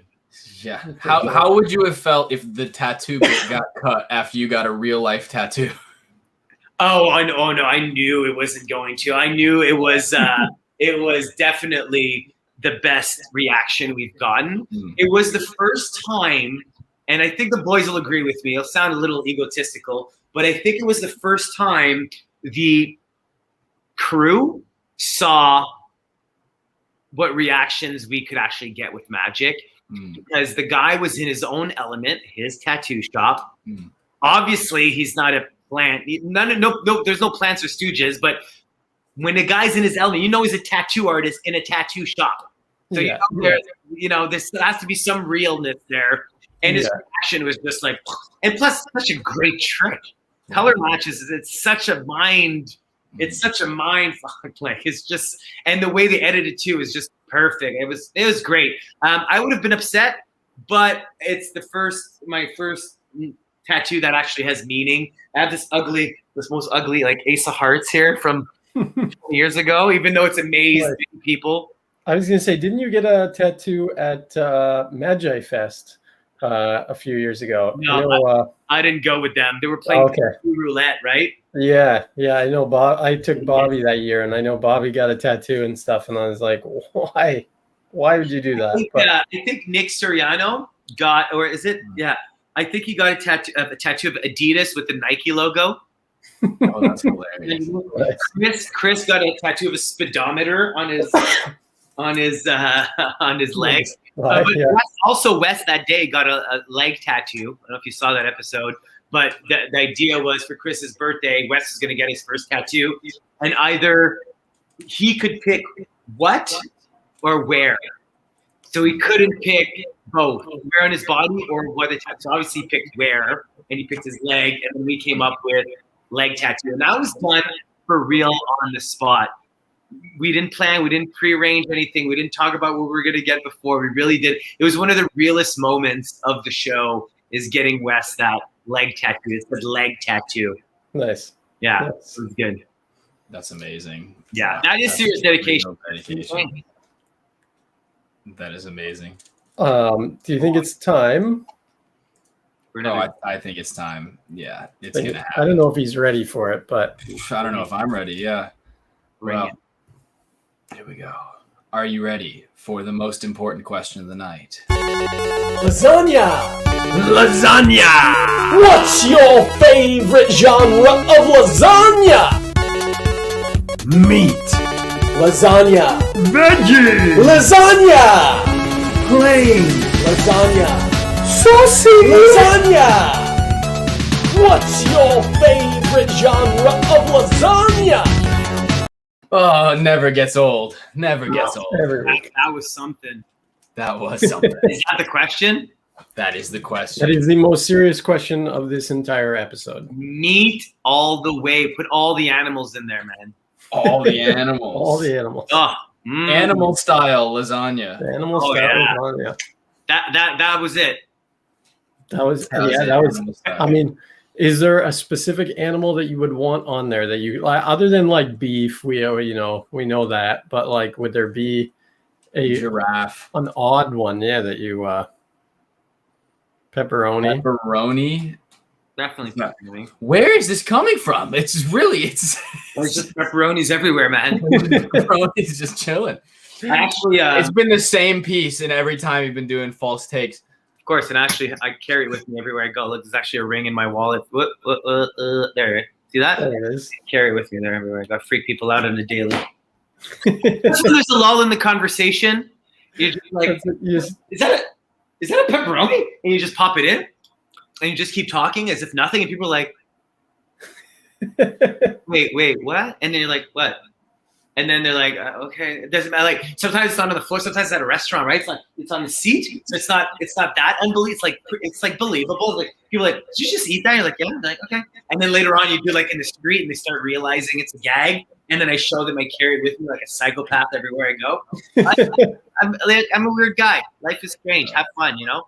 That's it. That's it. I like Kristen said a pepperoni pocket. Pepperoni pocket. Yeah, it's a prerequisite on your wallet when you go to the store. Is there a pepperoni pocket on this wallet? Pepperoni? I love pepperoni. Now, follow-up question. Yes. To the lasagna question. Yes. You have an animal-style lasagna. You bake one. Now, if you were to bake a second animal-style lasagna and stack the second one on top of the first, how many lasagna do you have now? 2. 2. Oh, wow. Ooh. 2 lasagna. Nice. That's really animal style. I like it. Yes, because I like your animal style. Separated by the top layer of cheese. And that's usually like garnished with, sometimes some green stuff. You know the top layer. You can tell the top layer of cheese from the middle layers of cheese. We've had a lot of people say the top layer of cheese is what allows them to amalgamate. But I like that you're saying, no, that's the dividing line. Like, it's very clear. Yeah, you're saying it's like crispy or something. Very clear cut. It's a texture thing that it's different. I think majority have said 1, so I like you think different. Yeah. Frank, Frank says, tell the pepperoni story from Philly, and I think that's how it started. My friend Eric he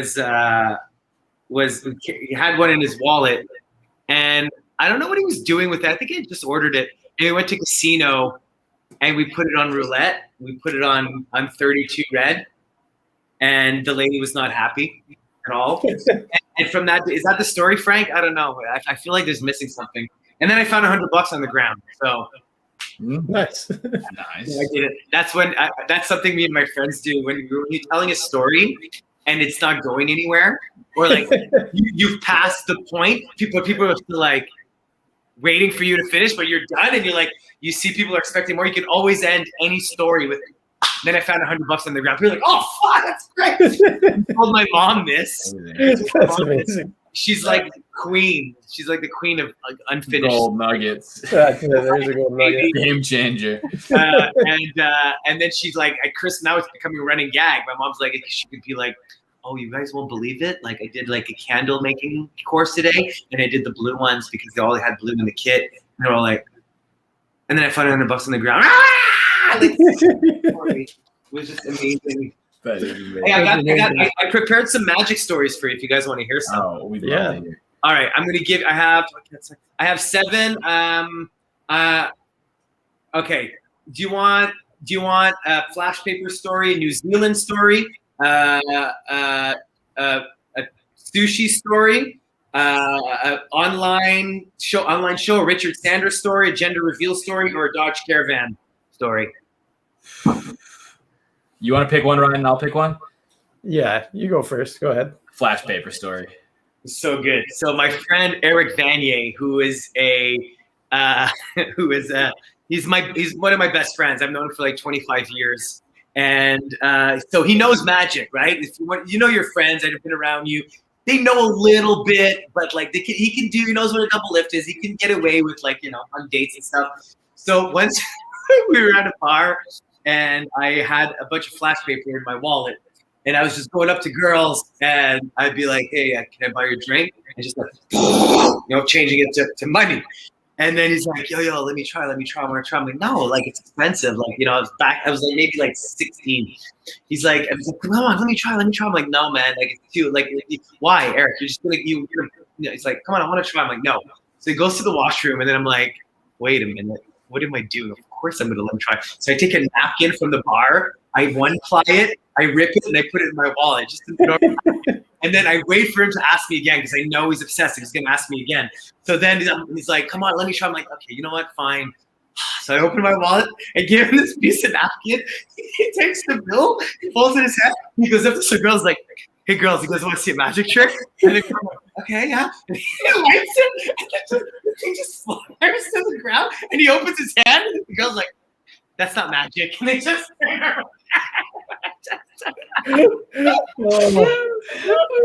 That's hilarious. oh man, that's a good one. That's not magic. That's not magic. It just like slowly burned. Like it took like 3 minutes to burn. It just flutters. It like floats and flutters. This crazy. So I went on New Zealand. I think we have somebody from Australia. I saw somebody from Australia in the chat earlier. I was last year, right before the pandemic, I did a lecture tour in New Zealand, and I went to Australia for my buddy's wedding. And I met a guy. His name is Jean-Philippe, and he has a crazy story. So his dad, when he was 6, his dad left. They abandoned him or whatever. And then Jean-Philippe became a professional magician. And then 20 years later, he meets his dad again.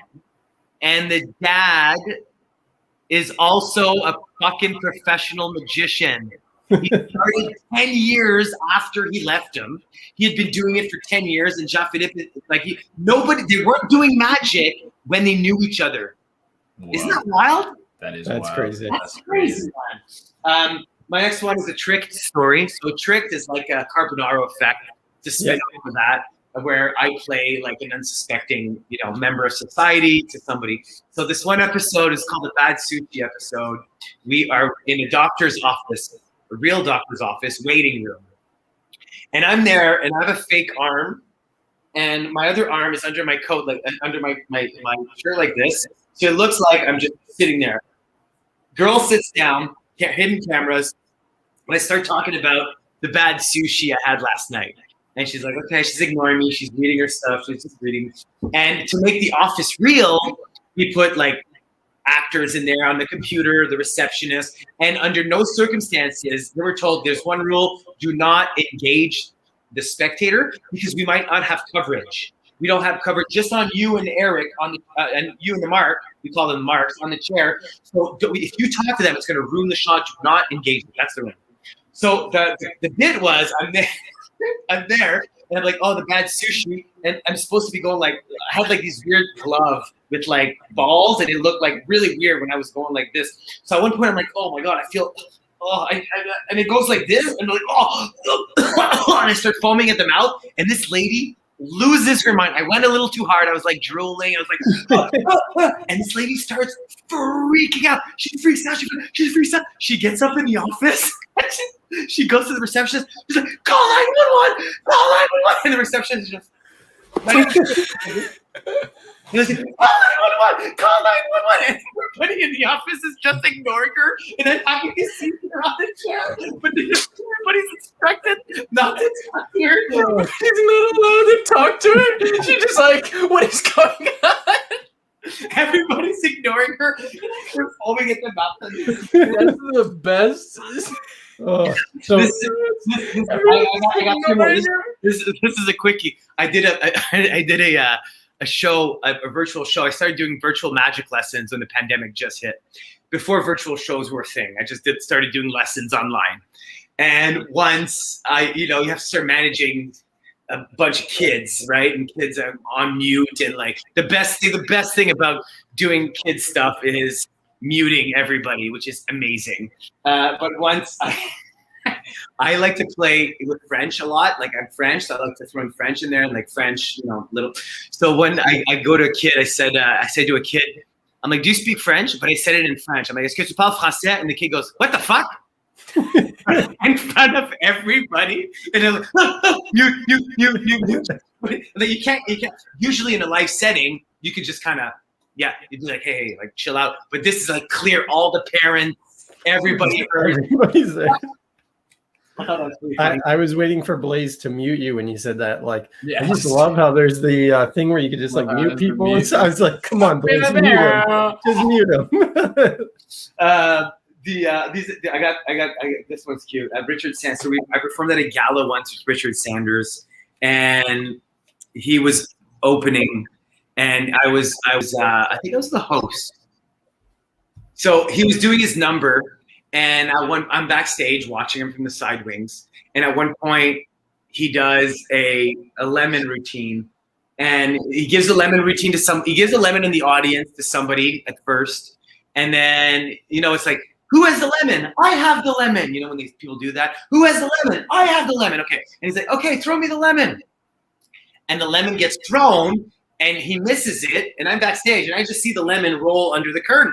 I'm really backstage, so the lemon rolls under the curtain. So I'm like, I'll be helpful. So I take the lemon, and I roll it back out, right? So then he's like, I hear the silence, this awkward silence. I'm like, what? I'm like, well, he comes out.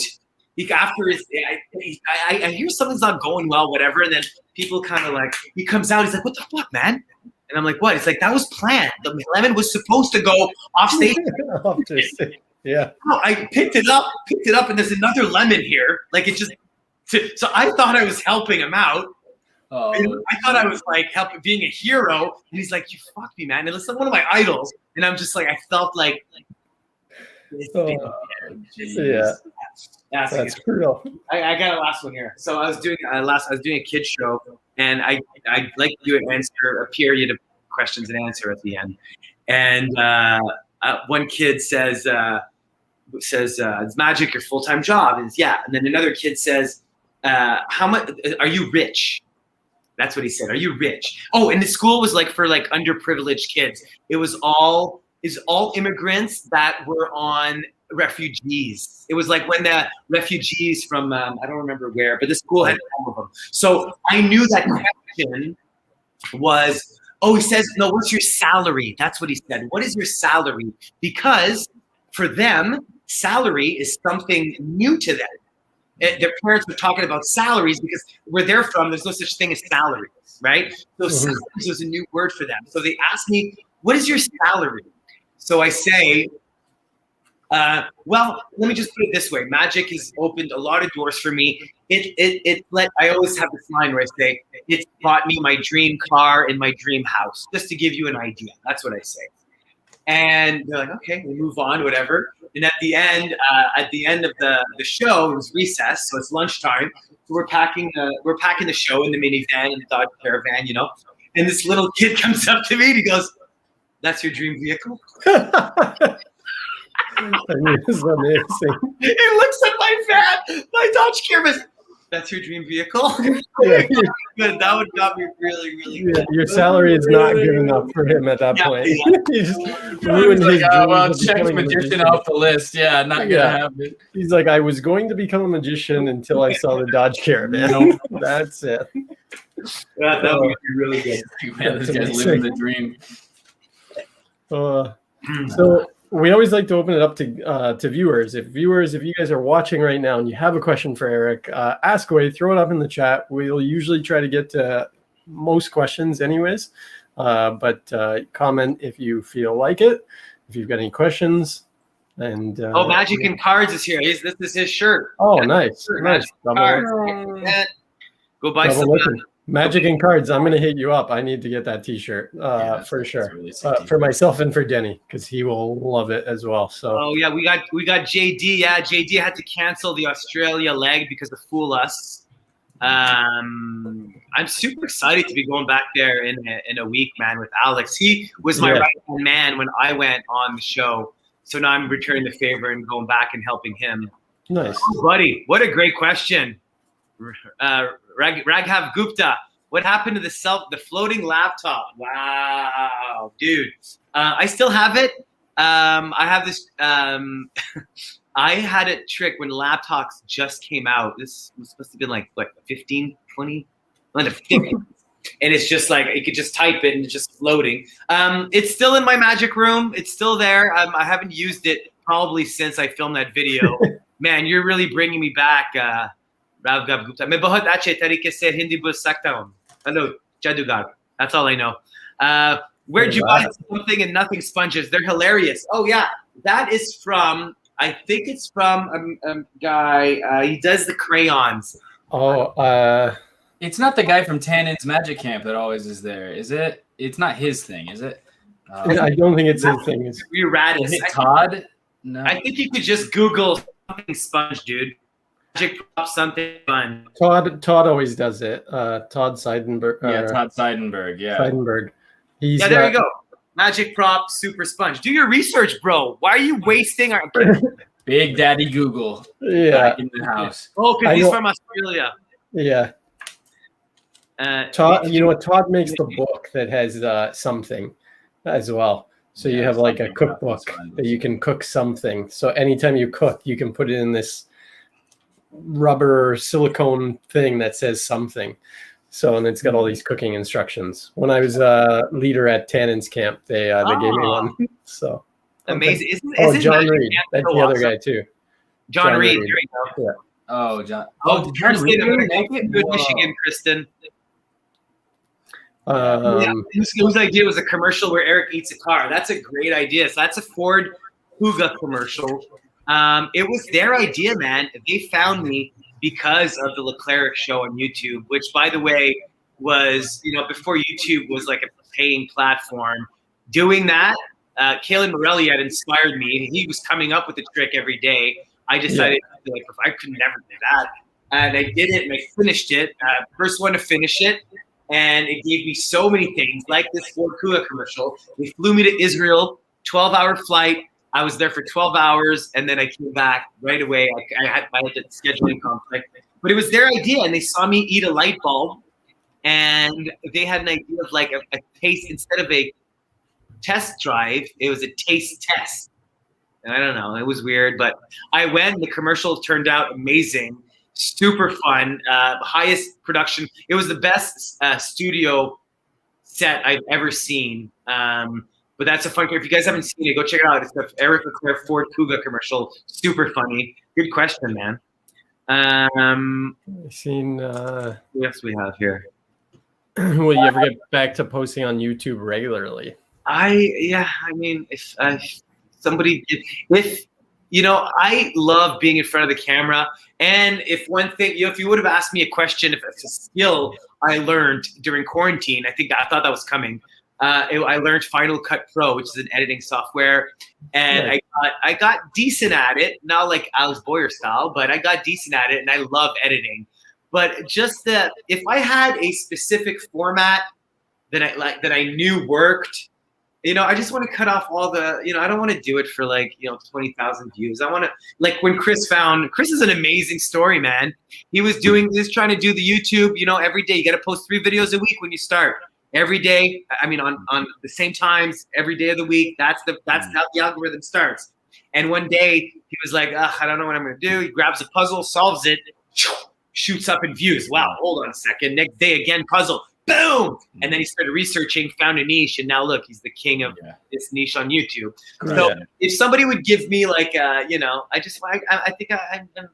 love to do it. I'd love to film a video every day if I had somebody to work a camera for me and to edit. I don't know. It's tough, man. I just want to put good stuff out there, and I don't know. It's a tough question. Tinder dates go well last night. Oh yeah, you like that, Brooke? Yeah, that was a good formula. I got a lot of comment on that. I just went to a restaurant alone, and I just filmed people. The people right next to me were on a date, and I was posting what they were saying, and people really loved it. I got great engagement with it. It's super funny. Awesome. Yeah, the Tinder date. There you go, Kristen. Yeah, then nothing. When is the fight with Alex Boyer happening? Cindy. I think it's going to be next month. We haven't set a date. I think guys need to ask Alex that because he. Oh yeah, that'll be asked for sure. Yeah, because he is actually. You know what? I'm going to tune in. When are you guys interviewing Alex Boyer? It's the first week, so July 7th. I'm putting that into my calendar right now. Okay, Alex Boyer podcast because. He has not replied to any of our group chats about it. I think he's scared. So he'll be forced to respond on this show. Absolutely. Yeah. Even though he's 12 years younger than me, taller, bigger reach, heavier. So there should be, he has all the advantages. Bring it. Bring it, man. So I think every question we ask him for 20 questions should be the same. He doesn't have the fighter spirit, though. Yeah. We'll come up with 20 different ways to ask the question. Yeah, question. Why have you avoided responding about when you're going to fight? Why are you chickening out on this fight? So somebody said Wes is secretly my favorite. Oh, that's weird. You got weird taste, man. One question I was going to ask you. So from doing Trick to Big Trick Energy, I know you were saying like one of the things is it didn't come out as you envisioned it from the start because obviously producers, and I think you had a good understanding of how the TV world was going to work compared to the other guys. But did you have more say on Tricked because you were the only magician on the show compared to this where you had multiple minds? Yeah, I was Chris Martin and I, which was the magic producer for Tricked, were the only magicians involved. Yeah. So we had all the say. Also, it was a much simpler show to film because the formula was there. Yeah. The camera's hidden, and I'm at the counter. Magic's gonna happen either here, or here. Right? So like that's all there was to it. And then in editing, it's like, oh no, look, we can see the thing under the counter. And they would because like it's like, oh, to make sure this doesn't go there. Like in this one, it's a personality piece, right? It's character driven. So like sometimes a lot of the cringe is from our interaction, And it's like, why would they choose that? Like, no, like that. Oh my God. So I had so much say. Chris Martin really was instrumental in. I mean, I owe him so much. And Wes Barker was the for Tricked season 1 was magic consultant, and I owe him. I mean, I'll always be forever grateful. I mean, he was my savior. You're only as good as your consultants. And then when Danny and them came on, man, did I ever see what that job was supposed to be like? Man, these guys were. They were beasts. They could build anything. Danny said he's done over 30 shows, and this is the toughest one he's ever done. Yeah. Wow. Because we were so last minute and everything was so like, no, this, and that. We're not doing this. There was days of showing up on set like, no, we're not doing that anymore. I'm like, oh, what? Okay. What do you want to do? Let's do like we had months to plan and like, oh, little oversight of this, and like so. I mean, yeah, for him, I mean, what really did save us and really did, give us a boost of like, hey, it's going to be okay, man. Like, this is good. He was our moral compass, our guide, our leader, our savior. And hopefully we can get him back if we get another season for sure. Yeah. For sure. Yeah. What was it like? Were there other things that happened due to the COVID restrictions that really like had to totally change up your plans? Yeah, I mean, just wearing a mask everywhere was crazy on set every day, all day. And because I wear glasses, I just fogged up. I always had my mask here. Yeah. We had a COVID officer on set. We got tested every 3 days. I had so much COVID test up my nose. It was crazy. Besides the vibe of the show of like the spectators coming off a little bit odd. I don't think it really affected the operations besides, I mean, we had a COVID officer there whose job, she could shut us down, she could be like, that's it. People are not respecting it. And, you got to stop. But for magic wise, I don't think it really, but it's interesting. Like Justin Willman in his online show, which is amazing, virtual show, is a segment called Tricks You Can't Do After COVID or whatever. And it's like everything involving the mouth, card to mouth, touch me here, kiss me here, lick me there, right? And it's going to change, man. Like even like Double Cross, which is one of the best tricks to come out in the last, 5 years or whatever it is. I think, I mean, I've done it post-COVID and it's okay, but people are going to have a new heightened sense of being touched. Yeah. And 100%. Right now, New York's been open for, fully for a week now. Everything's open. But still like being close to people, like somebody just like touching your shoulder at a restaurant. Like you have man, we've been a year and a half, man. It's crazy. So besides that, I don't think the show really kind of suffered, but I think Magic's definitely going to be. And I think the virtual shows are going to stay. People are killing it. Like some people, it really blows my mind. Like like my friend Ben Train and Jonah Babbins were killing it with virtual shows, and we're kind of like not struggling before, but like working like a normal magician, like a couple gigs a week and here and there and scraping, and now they're thriving. So if anything, there's some positive that came out of this for performers, I think. Yeah, no, 100%. It I've done a ton of virtual shows. Yeah. And it's amazing that when COVID first hit, I think it was a little slower in Canada right off the bat. But then I think once Canadians saw like we are not going back for a while, it exploded. Yeah. So yeah. Yeah, I wish I would have been a little bit more. I've done maybe like 30. Yeah. And like I like them, but there's. I mean, I have a book. Where is it? I just bought a book, a video chat magic from Vanishing Ink. Oh yeah. Oh man. There's some good stuff in there. There's some good stuff. Yeah, I wish now thinking back, I probably should have. Yeah, but I was kind of depressed, man. Like I was like, it's a good thing Big Trick Energy happened for me, just like for something to do mentally, for money, for everything, because I was going kind of crazy, I mean, when lockdown first hit, crazy. I mean, in Canada, I seen Brooke asked if Canada's open yet. We are in phase 1, so stores can have like 15% of people or something in stores. Gyms still aren't open. You still can't get like your hair cut or anything like that. Apparently. Yeah, apparently. Look at this thing. This is the only spot hair grows on me now. It's all coming down. So I did a video. So at Tiger asked, I did a video recently with, I convinced Wes's wife to have a sexy photo shoot with me. The idea came, it was a trick. It was a prank for Big Trick Energy when we thought that we were going to be pulling these epic pranks on each other. And the network kind of, this was one of the times where I was like, oh no, you guys are right.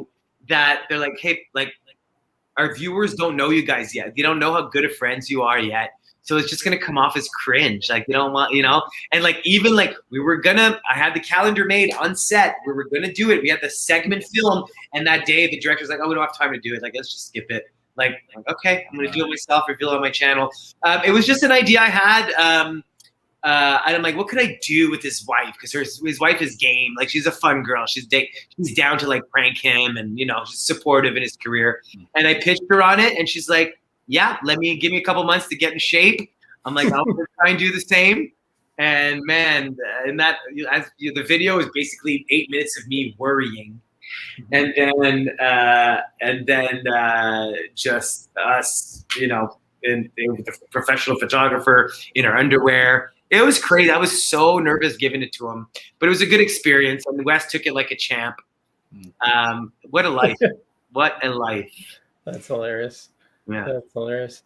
So one thing we like to do, I know you've throughout the episode have been dropping these gold nuggets all over the place, and I know some of the viewers have said like, "Wow, like." There's so much information on this episode so far. I seen someone post or commented earlier, like crazy amount of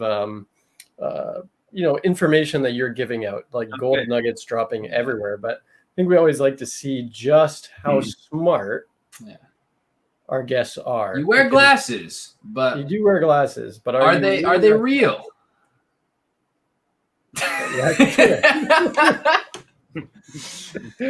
So we gotta know, and it's that time. It's that time. It's time for my favorite rhyme. It's time for the IQ test. Let's see if you're better than the rest. It's time for the IQ test. Let's see if you're better than the rest. Did your teachers call you smart? Or more of an epidemic brain fart? It's about time we see. Can you count?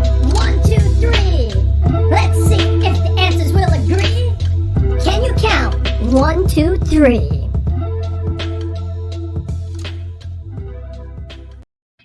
There Wow. we go.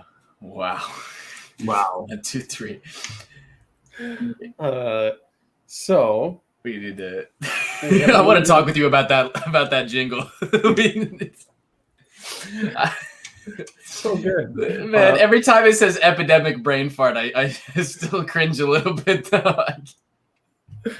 Such a great line. This is a next See, level line. Bernini Magic says music gets better every time. Yeah, Hunter it does get says better every time. songs.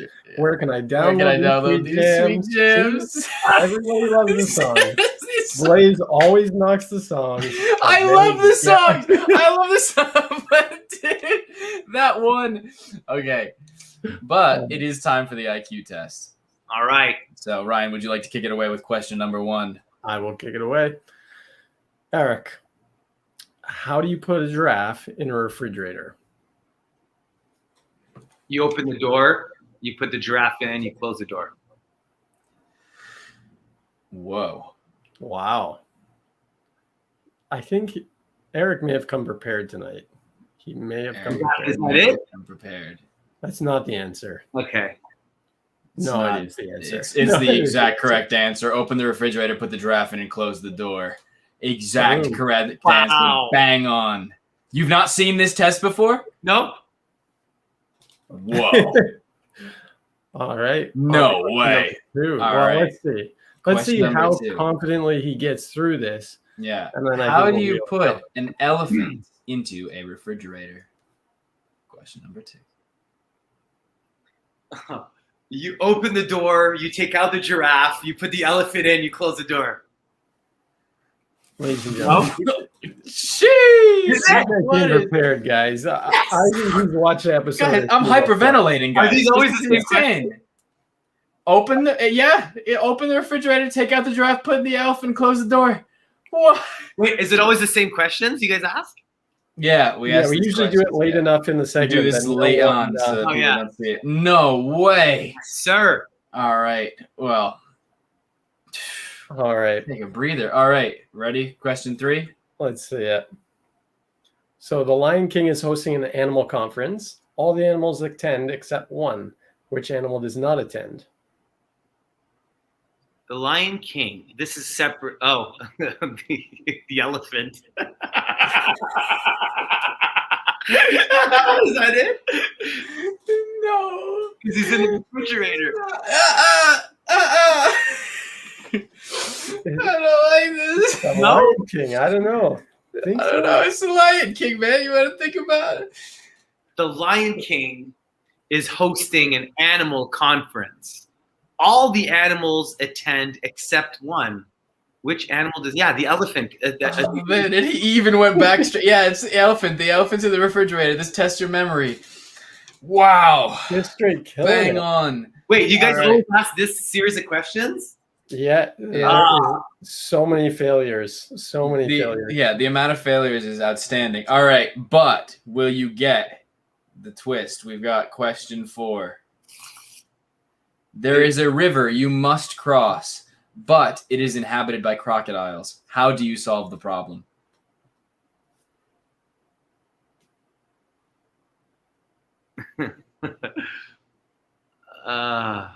I mean, if it's related, they're all related, obviously. So there's a river. You go.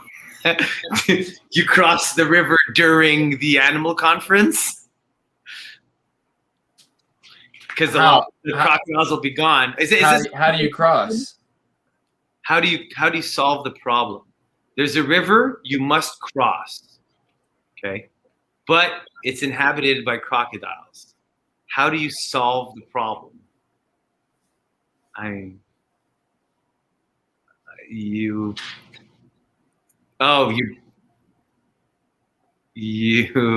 something with the giraffe. You ride the giraffe. You're slipping. Okay. Does it have to do with the other questions? Yeah, it has to be. All the animals are at the conference. Yeah, Brooke, I cannot wait to get Alex's answer. Yeah, I see that too. How do you solve the problem? Yeah, there's a river. You don't cross the river. You must cross. But how do you cross? You just don't solve the problem. How do you cross? I don't know. Come on. Wow. After three start.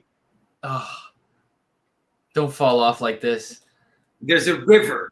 You must cross the river, but it's inhabited by crocodiles. How do you solve the problem? You just cross? You just walk, like, I don't know. You can't walk on water. Like, how do you? You walk on. You must cross the river. You walk. You jump. You jump. Yeah, you jump over it. I don't know. I think we gotta give him a 3-1. It's gotta be 3-1. 3 and 1.25 maybe. What is it? I don't think he hit. I don't think you got all 4. We'll give you 3.25. You get maybe 3.5. I'll bet $100. Alex is not gonna get one answer. Oh. So the correct answer was no. And so the issue here was the correct answer was not you jump over the river. The correct answer was you swim across. All the crocodiles are attending the animal conference. So you were so close. You got that the crocodiles were there. You just didn't know how to. You just said that the method by which you cross was jumping over the river. Yeah, you definitely said just jump the river. I'll take a 3.5. 3.5. No, that was really good. That was really good. That was one of the highest scores. We had Aussie Wind on, and he I think got all 0. Of them wrong. He got 0. Right. He was saying you needed to chop up the giraffe and Tetris the pieces with the elephant pieces. Oh my god! Actually, here's a question because I know we've had. I do not quite understand. You put a giraffe in the river, but then you take the river. It's not clear. It's not clear. I touch nothing. I touch nothing. Yeah, I touch nothing. Here's a question for Eric because I know that our friendship, like I met you at Sorcerer Safari Magic Camp in the middle of the woods. Yeah. And I think it was my second year there, maybe first or second year there, that Aussie was there. Mm. And so I want to ask you this: who is a better poker player, you or Aussie Wind? God. Do you want me to get into this? Were you there? Get into this. I was there. I played. But first, actually, I'll take it a step further. I was dealing the final table and saw what you saw, but yeah. Aussie Wind. You guys quote this right now. Aussie Wind is a cheater at poker. He is a cheater. Him and his boyfriend were cheating around a table full of magicians, pretending like they weren't. I was calling him like the first time. You got a banner scrolling on the bottom just in case anybody. I'm glad this is being documented right now. I remember it very well. So, first of all, I don't know if you remember this, Ryan, but they were really pushing for 2 decks. Yeah. So one person could shuffle the deck while the game was playing. And to be fair, that's the most efficient way to play. When you play a lot of people, somebody mixes the deck, and then there's the deck's ready to go as soon as the last plan is dealt. So they were pushing for that, which is fine. But then they always wanted to shuffle when it wasn't their turn to shuffle, and I found that weird. Then the first time the cheating happened was people kept they weren't very good poker players. They kept splashing the pot. So everybody kept throwing the chips in the pot. Yeah. Couldn't see whose bet what. So at one point there was a big bet. It was like $300. It wasn't $300 actual dollars, but say $300. And he hadn't put in his bet. And he's just there waiting and go ahead, it's your turn. The person next to him. And I'm like, no, Aussie, it's on you. He's like, no, I put my 300 in. I'm like, no, you didn't. He's like, yes, I put it in. He saw me. He's asking his boyfriend. You saw me. I put it in. Look, it's right here. I'm like, no, you didn't, dude. You didn't put it in. And there's no way of knowing because this pot is flat. He's like, Aussie, You did it. Did you see it? Ryan's like, I don't think so. Like, whatever, fine. And he puts another 300 and puts his first 300 in the pot. There's no way in hell a poker player who had really put his money. He's like, fine, you know what? Fine, I will put it again. But and we're like, Aussie, are you fucking kidding me right now? You're like, I'm like, whatever. So then I was like on high alert. I was like, what's going on? You're with friends at a table. This is fucked up. So keep going. And then some bottom dealing, some false cutting was happening. I'm like, yo, we can see what you're doing. He's like, I'm not doing anything. I do nothing. I do nothing. I touch nothing. He mixed it, not me. I'm like, your boyfriend is mixing. Of course you. I touched nothing. I'm like, Aussie, I'm telling you, he's dealing you. Whatever. And he ended up winning, didn't he? Yeah, he won. Yeah. That guy. Do you have any tidbits, Ryan? I remember originally he wanted to use one of David's decks, which is a marked deck. And he was like, because he created the marking system for the deck. And so, David's first deck or whatever was really hard to tell, the marking system. But Aussie created it so he could tell. We were like, no, we're not like, using that. Don't bullshit a bullshitter, you know? Yeah. Especially with friends. I actually trying to do bottom deals in a Magic convention, Magic camp group. It was a late night mess hall poker. That was fun, man. It was a lot of fun, and it was for money too, right? Pardon? It was for money. Yeah. We played it was like $40 or $20, something like that. It wasn't a ton of money, but that's the day I stopped being an Aussie Win fan. No, I'm kidding. Ozzie's a great guy. Poker cheater, but great guy. Of course. Yeah, very big. I had to ask that because that was amazing magician. He does stuff that I can't even wrap my head around. Even like you're like, is that what he's really doing? He's like, it can't be. His thing like this. You know what I'm talking about? It's impossible. He takes a shuffle deck, bevels it, goes like this, lets it go. I think you take it, and he knows it's crazy, man. It's crazy. He really is a thinker. Oh yeah. It's incredible magician. Yeah, but terrible poker player. Don't go phone. I had so many memories of Magic Camp. That was the first Magic Camp I had ever been to. Wish I had gone as a kid, but it was fun being a leader. And I remember you and me had to teach a class one time or do a class where it was talking about being on stage, and we always had to continually ask each other questions, or it was like one of those whose line is it anyways games, or like an improv, and it just went on. Like me and you went back and forth for a while. Really? What was the game? So do you remember Magic Camp? I remember Magic Camp. Oh, right. Oh, yeah. Okay, I thought you were starting it right there. No. You asked a question. I was like, Magic Sorcerer Safari Magic Camp? Yeah. You just lost the game. I lost, but I had already started, and he took it. He lost it after. Right. Yeah, I love those. Those little exercises. We really made some people made difference in kids' lives. Oh yeah, I miss the people there so much, except Rosemary. Speaking of, so since we were talking about this earlier, so I went to Magic Camp for 1 year. It was Tannen's camp, and that year there was this, Olaf from Frozen. There was somebody in this Olaf costume that was just running around and would just appear randomly throughout the week. And then one day we were having like some kind of, talk, and then with everybody there, and then Olaf comes riding on this golf cart like over a thing and takes up his face. And so it was Michael Carbonaro.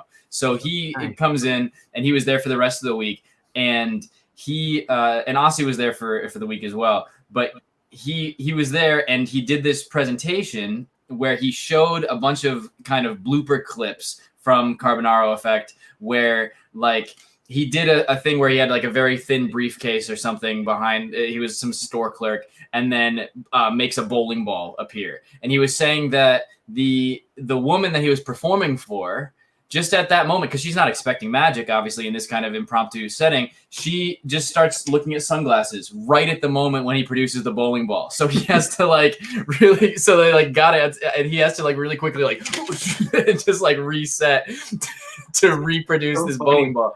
And I was wondering if you had like some crazy stories from those situations, or just things like going wrong, or people just missing the trick and having to try and like fix it on the fly, or just whatever comes to mind. So many. I mean, I did 3 seasons. I probably did like 500 of those scenes. And I pride myself, man, on, you know, sometimes when you don't get, because you're not acting like a performer, right? Yeah. So it's tough sometimes to, if somebody misses something and they're like, okay, you're like, well, we only have 3 spectators and this took 6 hours to set up. And like, that's it. You need a reaction. So sometimes you would be, we didn't get the shot.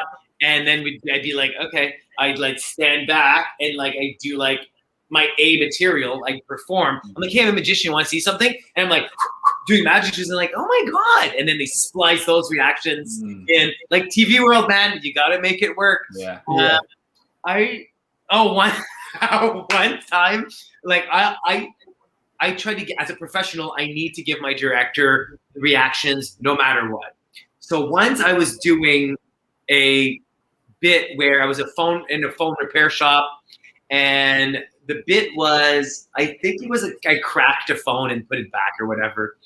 And these parents brought in this kid and left him alone with me. And as I was making out with him, the parents saw, the kids, they brought in the kid. Then I bring the phone, whatever. And then he reacts, but he's like, huh. So I know right then and there, I'm not getting more. I know I'm not getting more. So I got to make him react more. So I'm like, so I take the phone back and I'm like, hey, don't tell anybody I did this, okay? Or I'll fucking kill you. And I do. The kid goes, right. He laughs, and then we got the reaction, because in magic, a laugh could be, you know. So sure enough, I go downstairs, I go to the parents, I'm like, so that was like, you know, it's like, oh, that's great. Shake their hand. I really do damage control with the parents. They don't mention it. My director after is like, hey, come here. He's like, don't you ever do something like that again on my time. And I was like, it's like, you don't fucking tell a kid you're gonna kill him. And I'm like, no, because he's a 13-year-old kid. He's not a 7-year-old. Like, it's cool. Like, he laughed. He's like, don't ever. I'm like, fair enough, sir. No problem. Yeah, it wasn't that awkward, Waters. Trust me. I think I have something written from Tricked here. Man, they're so hard to. I have a good story about. Oh yeah, this is good. Oh my God, I'm so glad you brought this up. So we did a segment with. We had 2 segments that day. I was a clerk at a dollar store. And I think the first one was, the first one is I had a little taxidermied mouse, like this, a business card holder. So at the dollar store, we put the little taxidermied mouse, and like this, I put business cards at the dollar store. And then as people would come, I'm like, oh, would you like, I'm like, oh, you like my little friend here? It's super cute, right? I take them like, yeah, they're cute. Do you want a business card? Like, yeah, and I give it to them, and they see like it's weird, just touch it. And then I take it, and it would come to life. So then they were like, yeah, it comes to life sometimes, but I like to keep them like this, taxidermy, and I put it back. Great reaction, 3 amazing spectators, 3 amazing reactions, great. Then later on that day, we always film 2 tricks a day, same setup. Later on that day, we were doing a python trick where, what was the trick? I don't remember, but I had to get friendly with a python, a big snake. I don't remember what the trick was, but we found early on in Trick that live animals or creatures or insects always get the best reactions. So we tried to do as many as we can. So this trainer, and we always had a trainer. So I was tarantulas or like spiders or like pythons or whatever it was, scorpions. I was always the first one on set to like get tips from the trainer on how to handle it. So the guy comes in with this big snake. I can't remember for the life of me what the thing was. But I think we just made it appear in a bucket, or and we had a pun to make it all comes. But I had to, for the final one, I had to get used to the python. So then he takes out this huge steak, and then everybody's like, and I'm like, oh, he's like, it's all good, don't worry, it's fine. He puts it around my neck, and then I see him go like this. He's like, it's all good, because his job is to make me feel comfortable, right? So he puts it around my neck, and then the python goes, shh, and he goes like this. He's right here, my face, and I see the trainer go and reach for the python. Like, he freaked out. He's like, I've never seen him do that. He's like, have you handled mice today? That's what we feed them. All morning, I was playing with a fucking mouse all over me. The mouse is all over me, and that's what the python eats. So the guy puts the python around my neck, and he sees, and he's right here because he smells the mouse. Smells the mouse. Oh, jeez. I freaked right out. No doubt. Later on that day, everything went well. But yeah, many times, like I said, when we started this podcast, I always say the difference between an amateur and a pro is you got to make it work. And many times, like when they don't, so many times in a row, we had this one time where I was like at a White Castle, and like, oh, this hot sauce is the hottest one, and like I take a bite, and like smoke would come out of my mouth, and then I put it there, and then when I turn, a flame would come out, and I'm like, what? It's like a sucker trick. I don't see it, and they're freaking out. But this thing would not flame. It would not go for any reason. It would. I think I have a video of it. It would not go for any reason. And we just had to do it over and over. And the poor spectator is just there. And I'm like, no, this is the hot sauce. And I'm like, yeah, okay. And like, no, like it should go. Like, it's really hot. And they're like, okay. Like, here it is right here. Okay.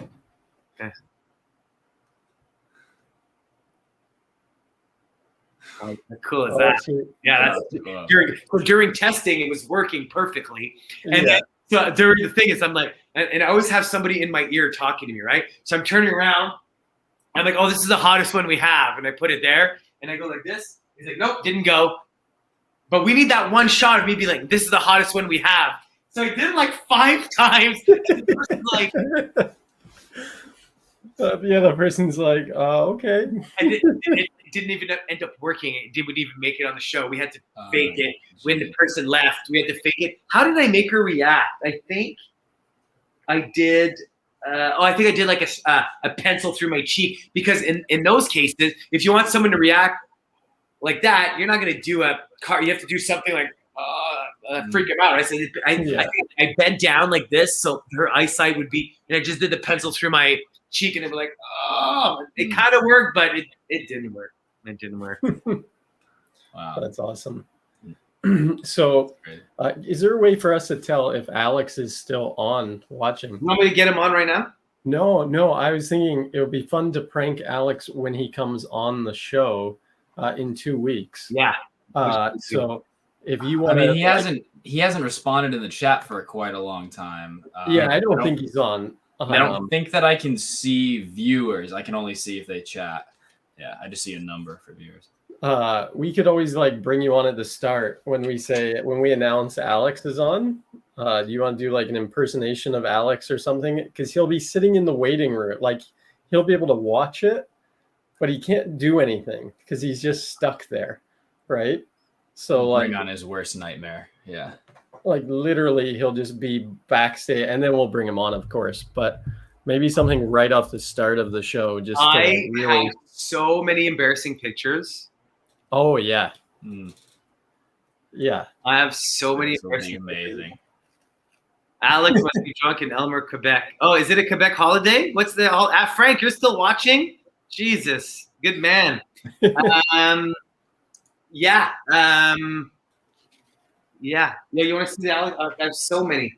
Yeah, maybe I could send you guys pictures. Yeah, I'd love to do an impression of him. Maybe, what else could we do? Maybe we could think of something clever to do. We got to set up a slideshow or something of all of those photos and just start playing them. And just as he's... Where he comes on. God. Ladies and gentlemen, please put, like, tonight we have very special guest, Alex Boyer, and then just... Can absolutely make that happen. All the photos. If you want to send any photos, videos, assets, I'll throw together a little thing. 100%. Yeah. One video I have of us in Blackpool, and we had I don't know if you guys have ever been to Blackpool, but the accommodations is crazy. Oh, yeah. We were in a room and there was scaffolding everywhere. The city's falling apart, and there's a scaffolding outside our hotel window, so it would allow us to open our window a little bit, sneak out the window, and like chill on the scaffolding and like have a view of the city. It was amazing. And one night we get out there, and I come back in. And I'm a little, I'm flexible. I'm in shape. I can get in there. And I guess the way the window was positioned, the way that Alex got stuck in this window and could not for the life of him get, like, he had half his body inside and like, he got out fine, no problem. Then he got outside and he was swearing and I was just laughing. He's like, you got to help me. You got to help me, man. I'm like, what do you want to help me, man? It's just me hysterically laughing. And then he's like, don't put that on YouTube, man. I was doing YouTube a little bit more back then. He's like, don't put that on YouTube, man. Don't put that on YouTube. I'm like, if you, I forget what I said, but him stuck in that window. And also we had a group chat one morning when we were filming Big Trick Energy. And he just looked so beat up from the night before. It's kind of like, it's a little weird to look at. It's a little weird to look at, but I'm going to get you. Oh, there it is. Oh my God. Just like, this is the group chat we had. Okay. Hold on. Hold on. This is okay. Well, oh no. Look at this. It's just so hard to watch. Hold on. Yep. Okay. It's just going the wrong way. Oh, hold on. Yeah. Let's just hold on. Look at that. Wow. So defeated with wow, that is so defeated with life. But I have many. I'd love to put together.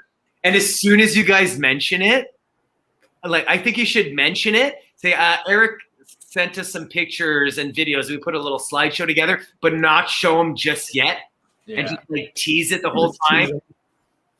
That'll be good. Yeah. Yeah. Have you heard the Recorder remix of My Heart Will Go On? Nope.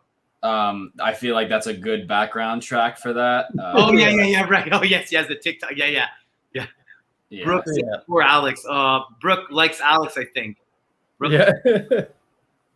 I'm sure we'll come up with a couple other ideas in the next 2 weeks and figure out how to get them pretty bad. You guys, I got training at 6 a.m. Yeah, I think we've had a great convo, and I think probably a good point to wrap at, where we're devising our plans for how we're going to start the episode. Let's think about it, and in the next couple of weeks we'll go back and forth. I'm just gonna give you guys a big file with everything I have. We'll start a group chat. We'll DM about it, and we'll really we'll make this happen. This is a lot of fun, man. Thanks for having me, guys. Yeah, no worries. One thing we like to do at the end of every episode is a giveaway. Okay. Because we're hosted by Lost Art Magic. So we ask one question at the end of every episode of something that happened tonight or something that came up tonight. And then the first person to answer in the chats the question correctly wins any download from Lost Art Magic. I guarantee you Frank is going to win. Yeah, we got a lot of people. Yeah, Kristen, Brooke, we got a lot of people that have been here for hours. So, yeah, I feel like whatever we ask, we get some. Okay. Do you have a question? Or I've won, but I think it's easy. But it goes back quite a bit. So I wanted to test to see who's been watching. I was going to ask where your dream performance venue was. Good one. That's a great. If anybody can answer where Eric's dream performance venue is, you win a free download from Lost Art Magic. So comment in the comments. First person to comment correctly. Let's see. Get it. See if anybody gets it. Thanks so much. Hey! Whoa! Wow! They all came in at the same point. Wow! Yeah, that was like bam, bam. And it was in Gus We Trust. You won! I knew it. Whoa! Wow! It was. That was insane. Do you do magic? Yeah, he does. He does magic. All right, so nice. You get a free product of your choosing. But wow, that was amazing! At the exact same time, Kristen came in, Jeffrey came in. RB came in, Brooke came in. They all just because I looked at first and I was like, "Oh, Brooke got it," and then it was like, and then I was like, "Oh no, shoot, RB got it," and then you went all the way up, and I was like, "Whoa!" And it was literally like 5 messages all at the same time. I never really thought about Madison Square Garden as my dream venue. It's just because I'm in New York right now. I was supposed to see the Foo Fighters. Did you guys see what happened at the Foo Fighters concert? No, what happened? 2 days ago, Dave Chappelle came out on stage and sang "Creep" from Radiohead. Oh, that's amazing. That's amazing. So I just had that in my head. He does that like in his comedy specials and stuff, where he'll just bust out into like Prince songs or whatever just for fun. Wow. Did you see he did a duo tour with him and John Mayer?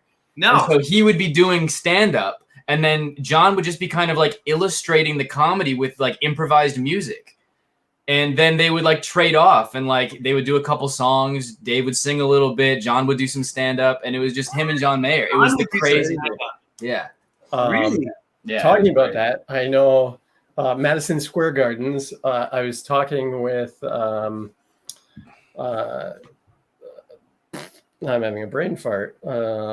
Epidemic brain fart. Wow, epidemic brain fart. No, I was talking to Harrison Greenbaum this week, and Harrison this next week has the first what is that? Audible magic show.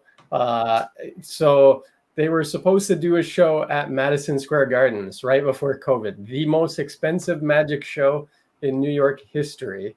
And then COVID hit, and so they took it, and he made it an Audible magic show, and he sent it to me this week. It'll be available on Vanishing next week. And I started listening to it, and it's hilarious. But like, it was like did he do Madison Square Garden? So I there's a hook. There's some weird hook there that I'm not getting. It is. And I don't want to reveal too much because it is just funny to listen to. I started listening to it with my fiance, and she was laughing. I was laughing. I was like, this is great. It's the first Audible magic show. So you hear him doing illusions and hear him doing tricks. Wait, so it wasn't him performing. I thought it was like a comedy album, but like they just recorded him performing at Madison Square Garden. This is an audio performance. It is definitely a comedy thing, audible comedy show / magic show. So it's just it's ridiculous. But I said to him he was going to come on the show before they released it, and then the release date got pushed up. So he's coming on next month. But I said to him I would definitely give him a shout out because it's hilarious. I love him. He's hilarious. Super funny guy. He's amazing. So I'm gonna go see him this week at perform. Oh, nice. Yeah, because in New York, everything he told me, he's like, I'm back. Everything's been back for months. He's like, the comedy scene here is like alive and well. I was like, it's crazy. Yeah. So, but awesome. yeah, definitely. Yeah. Well, thank you so much, Eric, for joining us. You've been absolutely awesome. I know all the viewers have loved it. Oh, tons of laughs. Yeah, good times. Yeah. We hopefully we'll see you in 2 weeks on Alex's episode. Right. We'll go in 2 weeks, and we'll know if Alex fooled Penn and Teller or not. Yeah, exactly. Actually, we should bring you on for the IQ test with Alex, since you wanted to wager $100 that he wouldn't get any right. Nobody. The thing is, it's the same one. Can't you guys find another one?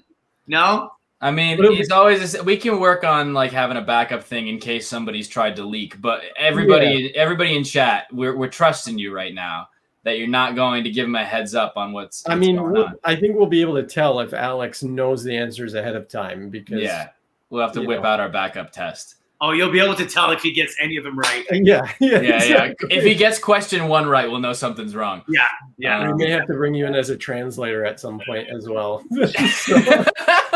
Can you transcribe it for? I'll definitely be here, boys.